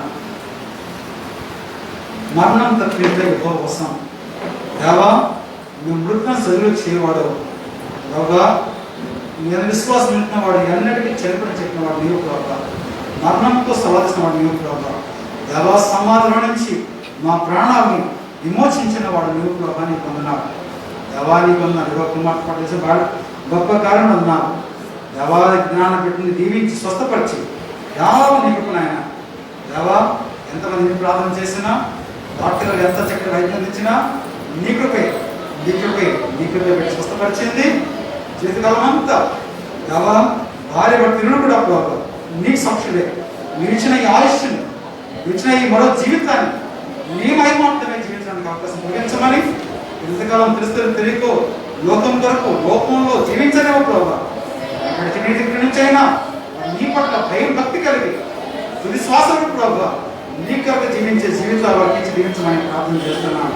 ఈ గొప్ప సాక్షులను అందరి విశ్వాసం బలపరచబడమని మేము సైతం ప్రభావ నీ కొరకు జీవించే భాగ్యమని ప్రార్థన చేస్తున్నాను. ఇంతకాలం ఆరాధనలు మాత్రం ఉన్నాం, సహాయపడడానికి కొన్న స్తోత్రాలు. ఇక్కడ వాక్యం మాకు వినిపించావు, వాక్యం వారమంతా నెమవేసుకుంటూ ఆత్మీయ బలం పొందే వాక్యం మాకు దయచేయండి. దేవతల్ని పెట్టి తన గుప్పులు ఇప్పించిన అర్పణలు, కానుకలు, నెల కానుకలు, దశమ భాగాలు, హృదయ తర్పణలు, బలిపెట్టిన వస్తువు రూపంలో, ధనం రూపంలో పెట్టబడిన ప్రతి అర్పణాన్ని ఆశీర్వదించి నీ ఘనమైన సేవ వాడుకోమని ప్రార్థన చేస్తున్నాను. ప్రత్యేకంగా ప్రార్థన పెట్టుకు వస్తున్నాను.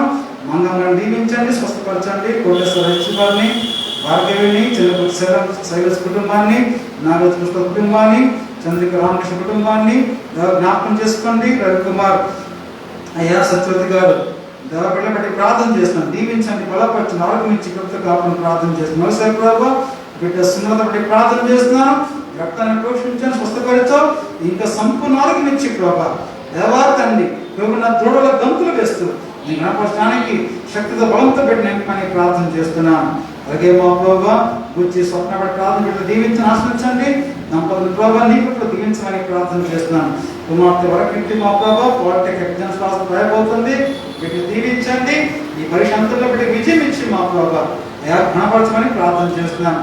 కుమార్తె సోదరు బట్టి కొదనాలు వీటిని వరకు సంవత్సరం అందిస్తూ ప్రభావ ఈ సంవత్సరం అంతా పెట్టి ఆలోచించి ఆరోగ్యం ఇచ్చి విద్యాభివృద్ధి జ్ఞానం ఇచ్చి ప్రభావ నీకులో వర్తల్లా చేయమని ప్రార్థన చేస్తున్నాను. అలాగే తల్లిగా రామబాబు గారి కుటుంబాన్ని దీవించండి, రాంబాబు గారిని దీవించమని ప్రార్థన చేస్తున్నాను. కుటుంబంలో సమాధానం శాంతంగా దయచేయండి. అలాగే తండ్రి చిన్న బిడ్డలు ప్రశాంతి కావ్య బట్టి ప్రార్థన చేస్తున్నాను, వారికి నుంచి బలం ఇచ్చి విద్యాభివృద్ధి జ్ఞానం ఇచ్చి నీకులో వర్తల్లా చేయమని ప్రార్థన చేస్తున్నాను. విద్యమ్మ గారిని, కరుణమ్మ గారిని, అంజనమ్మ గారిని బట్టి ప్రార్థన చేస్తున్నాను, శంకర్ గారిని బట్టి ప్రార్థన చేస్తున్నాను. వీటిని దీవించండి, నీ మేళ్లతో వారిని దీవించి బలపరచమని ప్రార్థన చేస్తున్నాను. ఇదిగో తండ్రి మరి ప్రియ బిడ్డలు రిచర్డ్సన్ వచ్చిన కుమార్ ప్రధానాలు దినాన్ని పాప జరుగుతుండగా చిన్న బిడ్డలు దీవించి దీర్ఘాయుతో నింపి మీరు ప్రధానాన్ని కూడా బలపరచమని ప్రార్థన చేస్తున్నాను. అలాగే తండ్రి చిన్న బిడ్డలు అప్పటి కోసం ప్రార్థన చేస్తున్నాను, బిడ్డలిద్దరిని దీవించండి, వారికి బలం ఇచ్చి వర్తన చేయండి. మరొక వారి కదా ప్రార్థన ఆశిస్తున్నారో అందరూ బట్టి ప్రార్థన చేస్తున్నాను. యేసు నామములో ప్రభువా నీ స్వస్థత, నీ శక్తి, నీ సమాధానం, నీ ఆరోగ్యం ప్రభువా, నీ ఆశీర్వాదం అందరి మీద ప్రకటిస్తున్నాను మా తండ్రి. సదా నీ కౌగిట నుంచి కాపాడమని ప్రార్థన చేస్తున్నాను. నామములను కాపాడుతూ నడిపించావు ప్రభా, నీకు వందనాలు. రాబో వారం అంతా నీకు అందించి మాకు ఉంచి ప్రభా, మా రాకపోకలు, ప్రయాణాలు, ఉద్యోగాలు, వ్యాపారాలు అయ్యా దీవించమని ప్రార్థన. ఎక్కడ దేని ద్వారా, ఎవరి ద్వారా, ఏ గాలి ధూళి, ఏ వ్యక్తి వస్తువు ద్వారా ఎలాంటి రోగం, ముఖ్యంగా ఈ కోవిడ్ అనే వ్యాధి మాలో ఎవరికి అంటకుండా ప్రభా, దేవా వాతావరణం మార్పిడి వచ్చే జలుబులు, జ్వరాలు, నీరసం, ఆయాసం, బలహీనత ఎవరు అనేకుండా అమూల్య రక్తాన్ని బిడ్డలందరూ పోషిస్తాను మా తండ్రి. దేవా అందరిని ఆరోగ్యాలతో మీరు కాపాడు దీవించి చిత్తమైతే మళ్ళీ వచ్చే ఆదివారం దేవా నీ బల సమకూలు చేయడానికి మమ్మల్ని అందరూ సిద్ధపరచమని ప్రార్థన చేస్తున్నాను. జరగబోతున్న కార్యక్రమాలు బుధవారం పురుషుల ప్రార్థన, శుక్రవారం స్త్రీల ప్రార్థన, శనివారం సిద్ధపడ ప్రార్థన అన్ని కూడా నీ మహిమార్థమే గణంగా జరిగించి మహిమ పొందండి. తిరిగి మేము సంఘంలో జోడించండి. అనంతరం ప్రభావ ధ్యాన సంఘం ఆరాధన దీవించండి, మీ సంఘం జోడించి బలపరచమని ప్రార్థన చేస్తాం. ఈ దినమంతయు ఈ వారం అంతే ప్రభా నీ కనుదృష్టి, నీ కృప మా మీద, మా బిడ్డల మీద ఉండనేమని ప్రార్థన చేస్తూ నీ మెండైన దీవెలతో నింపి మమ్మల్ని నీ పూటకు ఈ ఆలయ ప్రాంగణం నుంచి నిష్క్రమింప చేయమని యేసునామం బట్టి ప్రార్థిస్తున్నాం తండ్రి. పరలోకమందున మా తండ్రి, నీ నామం పరిశుద్ధపరచబడు గాక, నీ రాజ్యం వచ్చును గాక, నీ చిత్తం పరలోకమందు నెరవేర్చినట్లుగా భూమి మీద నెరవేరును గాక. మా కావాల్సిన ఆహారం నేడు మాకు దయచేయండి, మా రుణస్థం ప్రకారం మా రుణం క్షమించండి, మమ్మల్ని శోధన తీసుకురాకుండా కృష్ణుని తప్పించండి. ఎందుకంటే రాజ్యము, బలము, మహిమ నిరంతరం నా తండ్రి. తండ్రి దానికి ప్రేమ, ప్రభునేశ్వరిస్తు కృప, పరిశుద్ధాత్మ సహవాసం మీ అందరికీ ఎల్లప్పుడూ తోడైంది, దీవించి క్షేమాన్నించి సదా కాపాడి నడిపించును గాక.